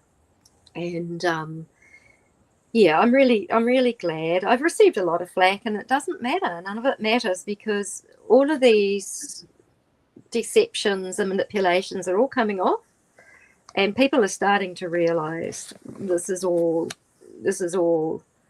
so real. And you know, like so many survivors, the other thing is that when you start to reclaim or remember, it's too much for us, let alone anybody. And so you suddenly lose all these friends that you think you had, because they can't handle you, and then they fear it's mental illness. Like, I made the mistake of mentioning to one person I thought was a friend, a famous person who was involved in one of these rituals, and then from that moment on, it's like she didn't believe me anymore, and I wished I'd never said it. And but then if you can't say what really, really does go on, then, you know, I think, and this is why it's the really truly empathic people, that the ones that really can feel you and they know that you're not making this shit up, sort of, you know, because it is, some of it is so out there and, you know, like so unimaginable. Like, I go into these journey therapy sessions with Marie, and I'm looking at what happened and I'm going, you know, like, I can't believe it's like that. And then I go, and then I've spoken it out, and then other people start saying the same things, and it's like, oh my gosh, it's true, oh my gosh, it's true, you know, because sometimes you don't want to believe what you've even seen, but it's become a consistent theme now, that what I have seen in these sessions has worked out to be fitting along with everyone and everything. Yeah. Yes, it's so powerful. And I love that you're blossoming into sharing your story in other ways, on other podcasts, in your blog. You're sharing more of yourself even on your YouTube channel. You know, you're sort of cracking your heart open one step at a time too, and figuring out ways that you're comfortable at the right time to expand your audiences and how you share your story. And one thing I wanted to ask you, because we had such a in-depth conversation earlier about speaking out for survivors, and of course everybody's different, but I'd love to hear your perspective on sort of how you prepped to go on a bigger podcast, knowing it was live, and then also any aftercare, because I think too, both of those things might not be something that could be on somebody's radar if they're not anticipating some of the things that could happen. Yeah. Yeah, well, my preparation was to not answer the question straight away, but to feel into, am I up to this? Is this meant for me? To have prayers and meditations over it. And so that was the first step. And also, is this really real? Is this really happening? Because, you know, that was because I know that people out there can trick, you know. And then, you know, I even had to say, is this really real? Like, you know, and it was cool. And then what I found was I knew that I've already got everything that I need to say inside of me. I don't need to plan this. It's okay. The biggest challenge was to stay out of my head and stay in my heart. And it's like, okay, so it's coming up in 3 weeks. Okay. Stay in my heart, stay in my heart. Don't worry, you'll be fine. Don't worry, you'll be fine. And, 2 days, it's like, oh my gosh, oh my gosh, oh my gosh, it's like,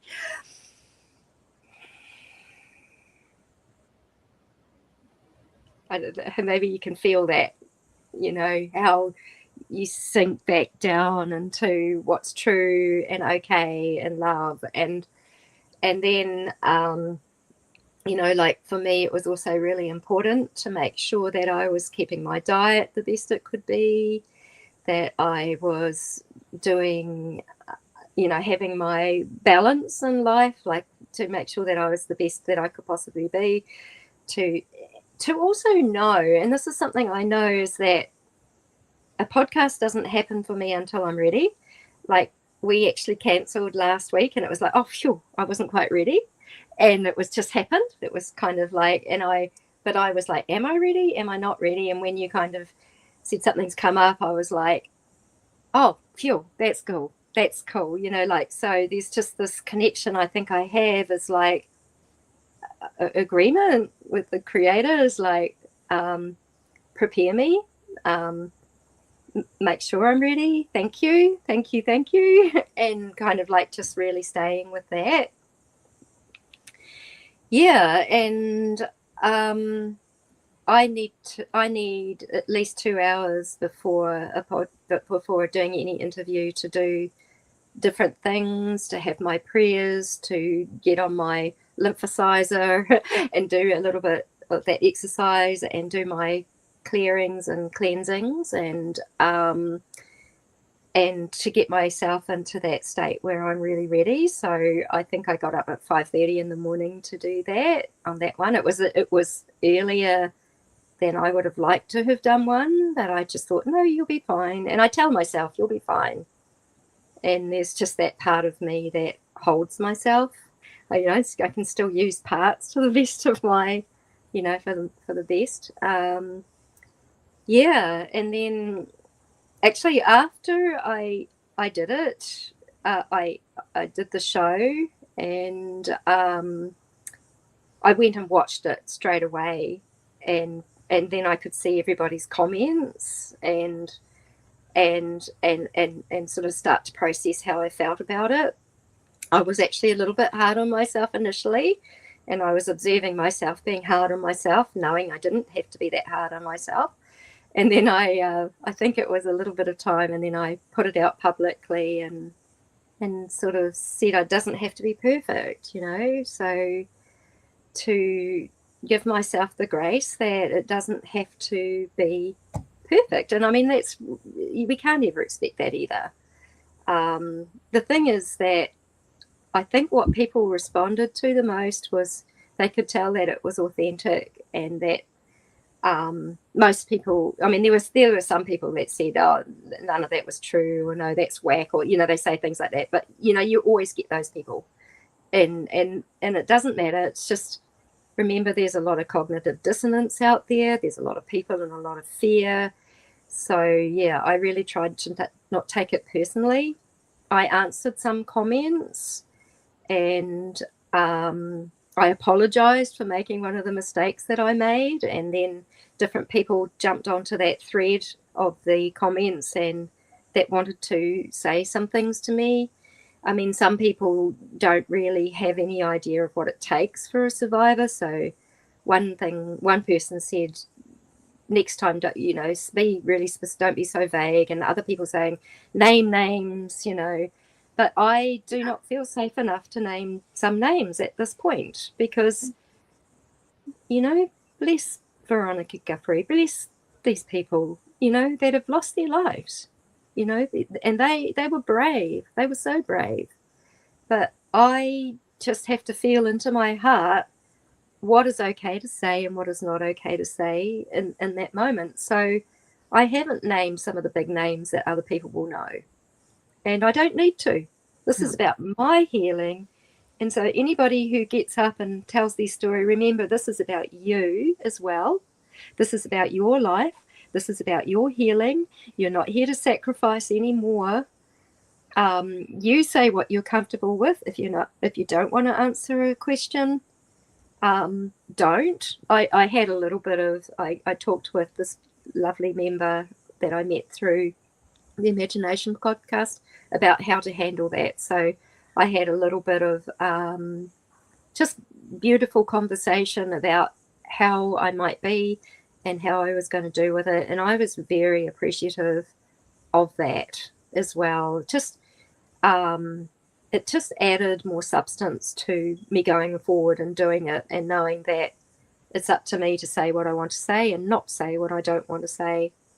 And I don't have a bodyguard, so I will be careful what I say, and I might sound like I pull back a little bit here and there because I have to be careful about what I say with certain things.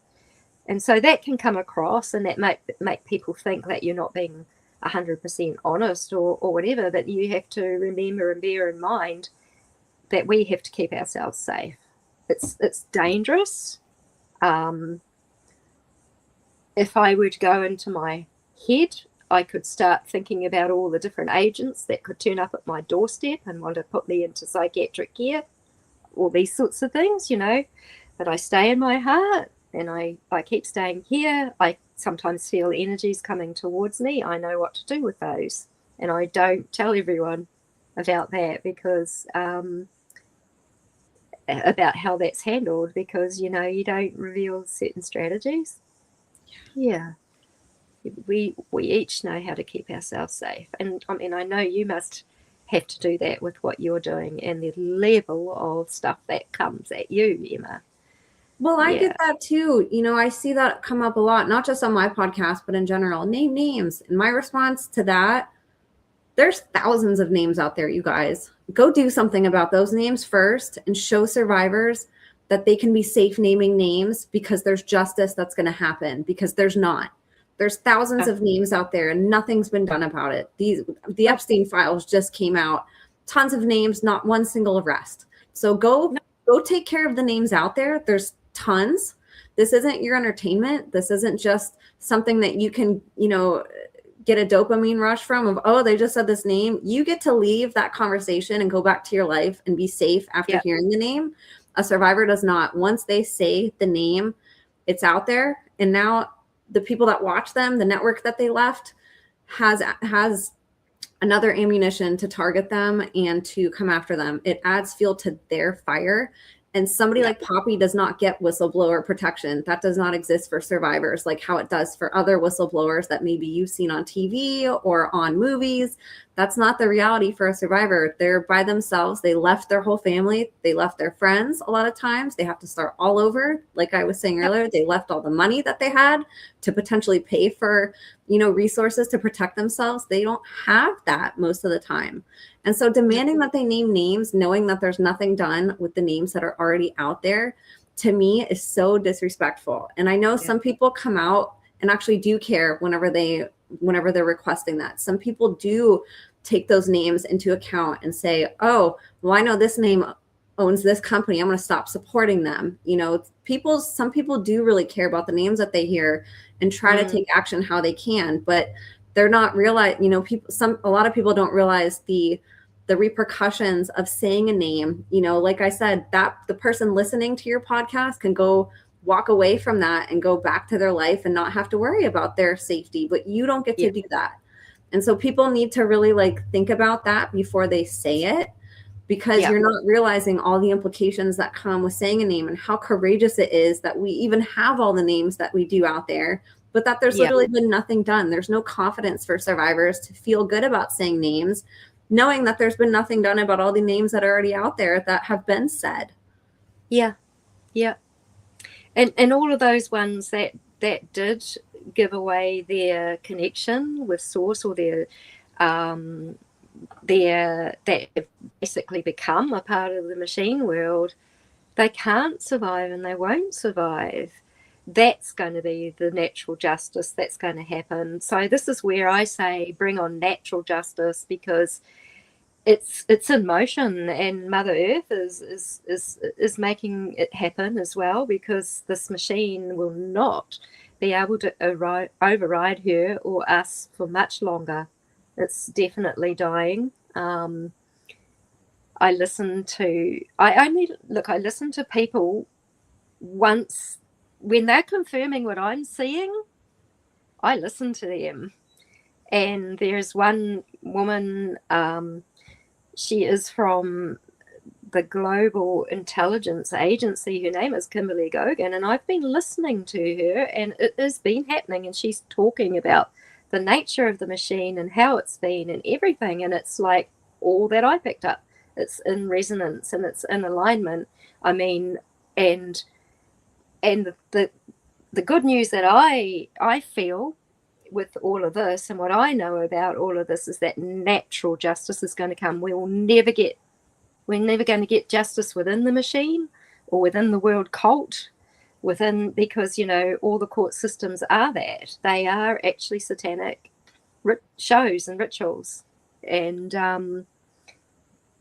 you know, it's not going to happen there. And I also personally, I don't go along with the guillotine style thing either. I actually just know that there's a much, much bigger picture. There are those that have gone all the way and lost themselves, and there's some that have been programmed. And I've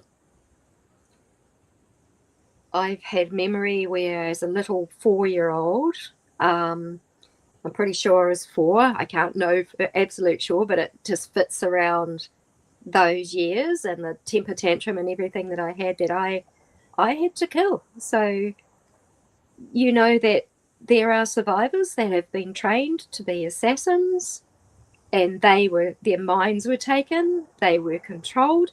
It was out of their capability. They became monarch slaves or whatever. They are actually innocent. They did not do it. The handling and everything else has done that. And I think we're going to need healing for people that have gone through that too, because that's one of the hardest things to heal. It really is. And we need so much compassion and so much care. We need to see the big picture. We don't just go, you know, that kid that shot up that school, what happened to that child?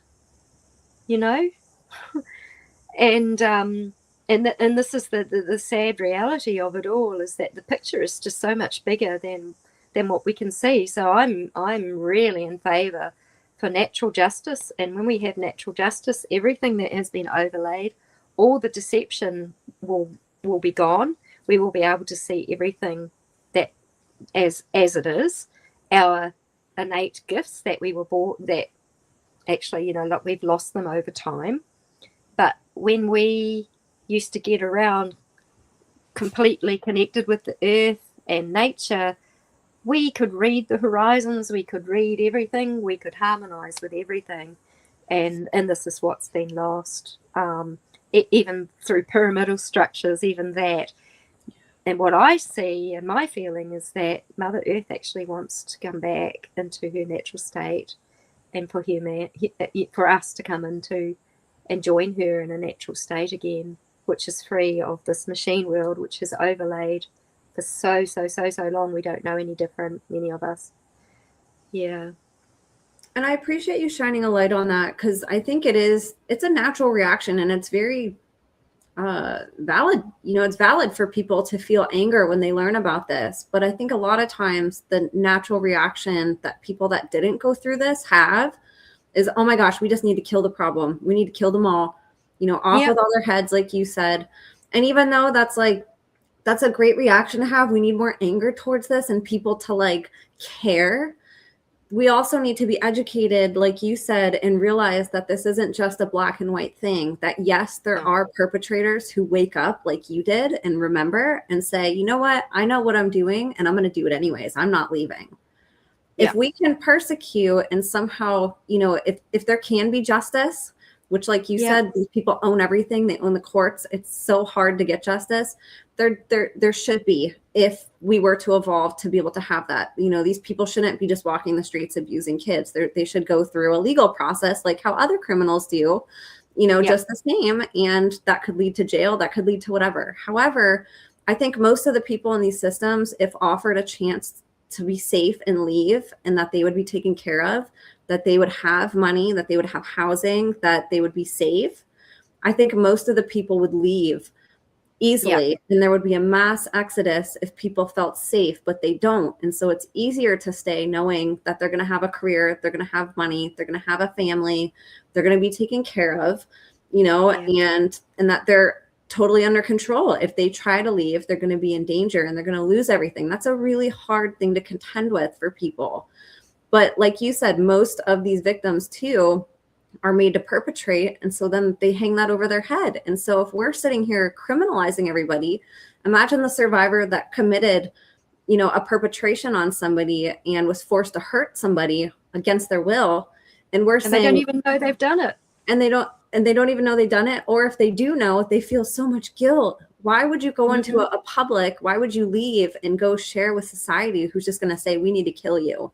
Like that is such an unsafe environment for people. And so it's almost like there's two different types of people that we're dealing with here. There's the psychopath class, which is choosing consciously to do this. And these are the most evil. You know, this is that 1%. There's no hope. You can't help the evil them. Of the evil, you know, the most evil that exists in the world. The people that know what they're doing, choose to do it, and there is a joy with it. You know, you can tell from these stories, these people get off on it and they choose it. But the majority of people, that's not who they are. These are slaves, like you said. These are people forced to do things. They're victims. And we need to be able to give them compassion and love and to say, I understand what you did and what you were forced to do. Come be free, and we got you. You know, we're going to help you heal from that. You didn't deserve that. That wasn't something that you chose to do. And you never have to do it again now. You know, you can be safe and away from that. Because guilt is such a quantum entanglement. It's such a hard thing to get through and to be able to forgive the self.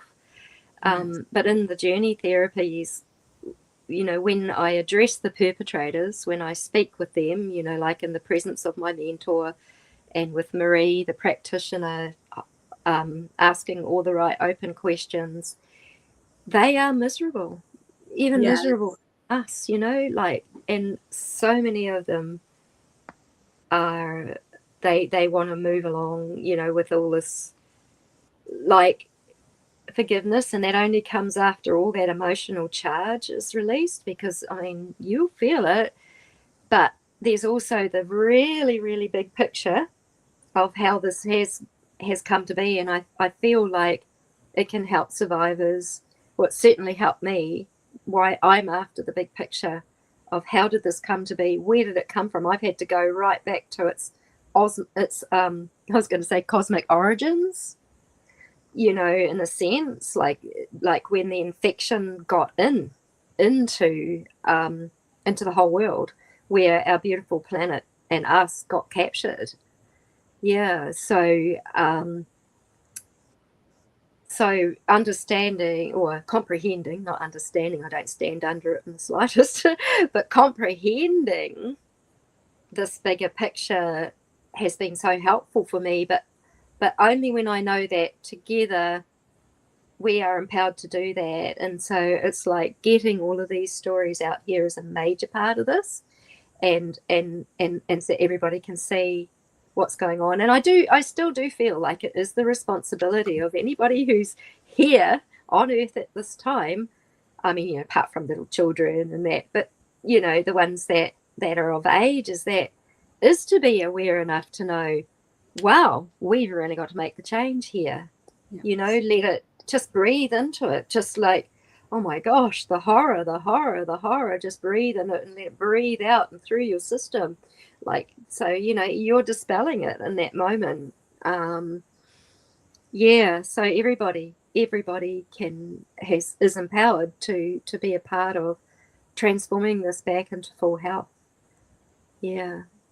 And one of the other telling things that people who listen to this podcast and others that bring on survivors is, I can say with 100% certainty And again, I'm not validating abusers. I'm speaking for survivors. I've never had a survivor come on my podcast and say, I want my mother or father who abused me to die. They all want them to heal. They all want somebody that abused them to come on the side that they're at. Nobody has ever wished death or demise on the people that they were in the cult with. These were your family. These were your friends. These were, people that you grew up with. And again, there needs to be, if there's able to be some type of a legal consequence for these psychos, like there absolutely should be. They're committing crime and they're choosing to do it. But like I said, I think we need to listen to survivors, and it should be what you all want. It should be, we need to take that into account instead of just slapping a sentence on people without fully understanding the gray area, which the whole thing is very gray. There's very little black and white with just, cut and dry. We know exactly what to do, how to handle this. They've made it extremely complex, and so it's a really delicate thing. And I think we're just piling on the guilt with survivors. And one of the things too, I saw there was a post that all perpetrators should automatically receive the death penalty. There's been a couple, politicians who have brought this to light and said that. And I'm thinking, what a way to silence survivors. If their abuser was their parents. Yeah. Imagine telling on your parents and then knowing that that's the sentence for them, just another thing to pile on a survivor, that they're now responsible for their abuser's life or death. The same thing that they've been responsible for their whole lives, having to contend with those decisions. And how many people do they frame? How many people would they frame and say, I want this person out, I'll just frame them. Right. And take them to court, and then they'll get the death penalty and they haven't done something. It's such a hard, the justice is such a difficult thing, but that's what most survivors that come on here say, the same thing as you. Their sentence is their conscience. They have to live in misery knowing what they're doing, and they're all miserable. They might appear really happy and, charming and have it all together on the outside, but these people evil is not happy. Evil is the most low frequency that it's just the scum of the earth. It's anti-life. I just see it as anti-life. There's no joy, no happiness in that. That's what these people have to live with. Even though they have all the money and the power, they can't buy themselves freedom. They can't buy themselves happiness. There is nothing happy or high frequency about them, period. They're parasites. Absolutely. And that's literal. Yes. Literal. And so I appreciate you bringing up that topic, because it can be like, it's a difficult topic to talk about, because some people might say, well, you're siding, you're just allowing these abusers to be free. Why don't you want them persecuted? And it's like, of course there needs to be that. But the fact is there hasn't been historically. And we can't just make this black and white if there's going to be something that we do about it. This has to be as well thought out as each individual survivor's healing. Each of these situations is completely different than what we're used to in a non-psychopathic world with criminals. We have to treat everything so individually and look at all the different layers of it before just slapping some, a label on what we're going to do about it, Yeah, absolutely. I so agree with you there. And I'm grateful that I can see the future a little bit here and there, while now staying very present. Okay, so I used to always want to get to the future, but I am quite grateful that natural justice is coming. It's absolutely coming, and we invite that in by being natural and loving in our hearts, and our, there's going to be all kinds of ways that we'll be setting up society in a fresh way. Can you imagine what's going to happen? Because politics is a program, and this is the way I see it, that politics is a program that has been run, politics and the education and the religions, which also hold a lot of truth, but all of these things have been highly programmed. And so they are going to go, and then we're going to rise up, and we're going to be showing a way and bringing healing back and starting to directly speak with the earth. And it's like, you don't just go and say, right, I bought that land and I'm going to plonk that house there. Like, no, that you own a part of her. Like, all of these things are part of the mind control. We're breaking it down, and it all takes time, and it takes as long as it takes. But for me, I often felt the urgency of no more children, no more harm, no more. And I still do know that it's up to more and more people to come aboard, and not just entertaining themselves in life, but a lot of people are doing that. But like, even what can I do? Because when we go into our heart, it's like we are showing what we can do. I mean, my work's pretty well cut out for me. My heart's showing me very strongly, and it's to do this kind of thing. And thank you for nurturing my process, and for being such a valuable part of my life and a part of this big change that is happening. Such an honor. You are just such a light in this world, and you've been one of the highlights of this whole journey, getting to meet you and building a friendship with you and getting to build this journey of yours that you're going on together. To get to be a part of that has been so amazing. Watching you every episode evolve, and to look at your first episode to where you are now and what you're doing and where your heart aspires to go. It's just incredible, and it shows just a testament to all the hard work that you've put in. And there's no shortage of people who have been inspired by you, Poppy. So it is just an honor. So one thing I wanted to ask you about is the bombardment of these Epstein files that are just proliferating social media and everywhere. I feel like every time I open up my phone or go on social media, it's like a horror movie. It's just cycling through my feed. And for me, it's a lot. And I can only imagine how it is for survivors. And this is probably going to be something that's going to be present in our kind of media circle for a while. And so I wanted to ask, how can a survivor cope with that as they're still wanting to connect online? That's their way, sort of an outlet, and that's where their community is. How do you get through that constant bombardment if there's some of these scandals that people are sort of talking about and sensationalizing, and not really taking into account how traumatizing that can be for, any type of trauma victim to see constantly?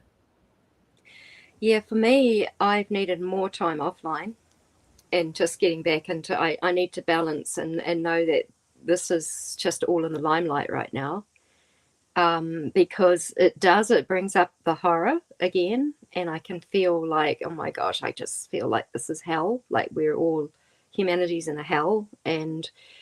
But then I could literally feel other people, and I felt like this is such a tough time for people. I feel like I want to I'll make a little movie or something to encourage people to keep going. I have a friend who's an Epstein survivor, and I just feel that I want to look out for her a little bit. So I'm just watch her a little bit. I just kind of watch her and checked in and made sure she was okay, and she's doing well. And she's really using that opportunity to get more and more and more out. And also, she's feeling very validated. I feel validated. Well, at least they'll believe me. But at the same time, the same sort of things happening again, as what they did when the white hats started to get onto everything, is that they actually still are taking the attention away from the actual survivors again that are living and saying how it is now, and sensationalizing. Sometimes it feels a bit sensationalized. And I can literally see people drinking their alcohol and eating their popcorn, and I don't like that at all, because this is just like, is it gossip? What are we doing about it? And I just kind of really hope that people are much more empowered to make this end. I think it's also opening the eyes to a lot of people that haven't believed it before, so that's a good thing. Yes. It's doing so much. But yeah, I get really overwhelmed at times. I've been quite overwhelmed lately, and I haven't even been able to take any external information in anymore.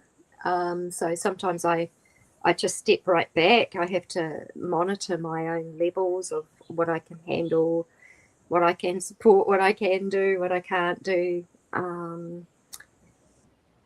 Yeah, yeah. And also, it's only one example. It's not the whole example in the whole big world. This is all through in every culture. It's not just this one thing that's happened on Earth. It's, you've got all the Asian rings. You've got, it's happening all over the world. But I think the other thing is that with the Epstein stuff is that it's showing the themes of how it was done through the CIA and through intelligence agencies and with blackmail and all of that. But yeah, that's been happening for so many, or without that that have nothing to do with the Epsteins. Yeah. Thank you for that. I think it's comforting for survivors just to even know that they're not alone, that other people see that this is sort of, being sensationalized or at least just circulated so much that it's traumatizing. It's traumatizing to non-trauma victims to see all this stuff. People are having a really hard time coping with everything that's coming up in their social media feed. And I think without the understanding that this was, like you said, this isn't entertainment, this is somebody's life. Somebody who didn't go through that and who has a big social media platform, they're looking for clicks and follows and not really taking into consideration that it can come off, harsh or wrong to survivors to sort of sensationalize it like it's a movie somebody should be eating popcorn and watching, So, yeah. But on the other hand, like you said, how validating. Now nobody can say that this stuff doesn't happen because the government release documents saying that it does. It's sad we have to listen to the government to tell us what the government's doing, but it's validating for survivors to finally feel seen, which can also be scary at the same time. But it's out there. I mean, if the government did the right thing, they would just take themselves out. Exactly right. They'd overthrow themselves. Yeah, they would overthrow themselves if they wanted to put it right. Yeah. So, yeah, it's at the level that it's at. Yeah. Well, I'm really grateful to have spent time with you today, Poppy, and so grateful too that you're opening up your arms and your heart to contributions from people. And I don't just mean from your fundraiser, but also through social media. And so I wanted you to maybe share, where can people, we'll have a link once the show comes out, but where can people donate and how can they support you on social media? Yeah, so I'd just like the link to be put on the video. Okay. And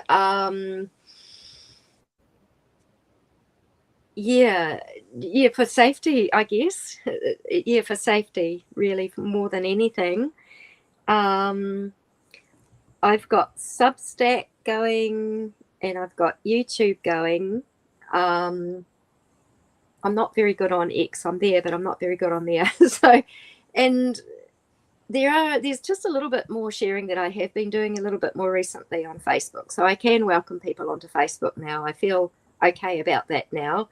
So with Facebook, it's just under Poppy Joy and my missions. So if people want to look, I'm actually sharing quite a lot of information that's coming through the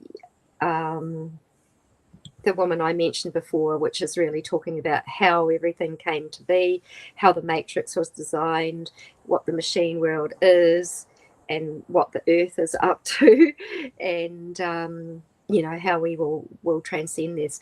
Yeah, and that just reminds me too, it's like an easy way of looking at how inversion happens, because it's become, this world has become an inverted world due to them trying to replicate source that they can't. But so when we have direct current, like if you imagine it, say it's the connection between creator, and it's direct current. It's absolutely direct. It's a straight line. But then when you come to alternating current, which is used in electricity, it's a sine wave and it's a pulse. And this is where an inverter is needed. And so inversions happen. And so this is a little bit like, okay, but it's because what was the original source is being changed into another form. And that's where inversion can happen. So it's just an easy way to remember it. And so I actually picture that I'm direct with creator, and it's like direct current. It's like the energy is immediate. It's not being changed. It can't be inverted. It can't be, there's no impositions. There's nothing that can get there. So yeah, that was the only other thing that I was thinking of that I felt was again discussing that a little bit with my friend that I met through TIP. That's so wonderful. Was there anything else that was on your agenda to share today? No, I think that feels really, I think that's all. I had a little look at my notes before and I thought, yep, done. Yeah. And I'll share on here real quick. There's Poppy's Facebook. So she's inviting you to follow her there, and I will have that in the show notes for you guys. And then also, do you want to just give a little briefing on what you're doing on YouTube? Because I think it's awesome how much you're updating this and that you're doing video content. Yeah. I really end up sharing after meditating, especially when my heart is really to help survivors, like mostly because and to encourage people really like that there's just ways that we can get through things. And so I kind of share what helps me and breaking down a little bit about the machine world and about entering into this new time that this time's not the right word, sorry. Into that we are in the process of creating something, like when this all finally comes down, and we may not have governments. It may be up to us and to build. And like I see really the necessity for healing sanctuaries, probably for everyone really, but definitely those that have needed it the most. Moving forward. Yeah. And then I'll share too real quick your Substack. So you update this as well, and a lot of your YouTube videos are posted here as well. So if people follow you here, they can sort of keep up with you on YouTube and get directed to your YouTube videos also. But you've been doing a lot of writing on here too, which is awesome. I love seeing all the different projects that you're doing and how you're getting your voice out there. And so I really like Substack. Me too. Do you want to talk do you want to say anything about what you're doing on here? Substack's my favorite. It seems that there's more of an allowance. Yes. And like it's lovely. It just feels safer. It feels more contained somehow. It's like it is a really good opportunity to get the more sensory, the stuff that can get censored out. It's like Substack seems to be better. It hasn't rejected me on anything. Yeah. Mind you, YouTube seems to be a lot more tolerant these days too. So I don't know what's going on. I think there's some big changes happening in the background. I've noticed that too with this current channel that I have, and I completely agree with you on Substack. I have never had one thing. There's not even been any type of alert on any of my episodes, or my articles on any type of censorship. That doesn't seem to exist. Maybe there is, and it's, there's certain things that they don't tolerate, but they seem to be a lot more open to video content and writing that YouTube traditionally has censored. However, I do agree with you. YouTube's become a little more safe for some reason with what it'll allow. So content isn't being taken down as much, but it still does get taken down. I know people's channels are still getting terminated, so it still is iffy. Substack seems to be just safe all the way around. They don't seem to to be critical about, you know, survivors and what you guys have gone through, like other platforms are. So I'm going to have this in the show notes. Also, I encourage you guys to go subscribe. You'll get emails when Poppy writes an article. It'll go right to your email, which is really cool. And like I said, if you guys even just follow her here, she does post a lot when she's on YouTube, even on Substack. So you guys can sort of see what she's doing on different platforms, and Facebook as well. You guys can go DM her there and keep up with her there. She probably updates that daily, where YouTube and Substack are when she gets time to invest in more time-consuming projects. So Facebook might be a good way to keep up with her daily thoughts and some of the shorter things that she's able to do on the fly. So Poppy, thank you for everything that you're doing and for coming on here today. It's just been such an honor. I love spending time with you and learning from you. I love you, Emma. Thank you. Thank you. Thank you. And for everybody listening, again, check the show notes. Go support Poppy. I'll have her donation link down there, as well as her social links. I'll have all my social links down there as well. We couldn't do this without you guys. Thank you so much for listening. Bless you all, and we will see you next time.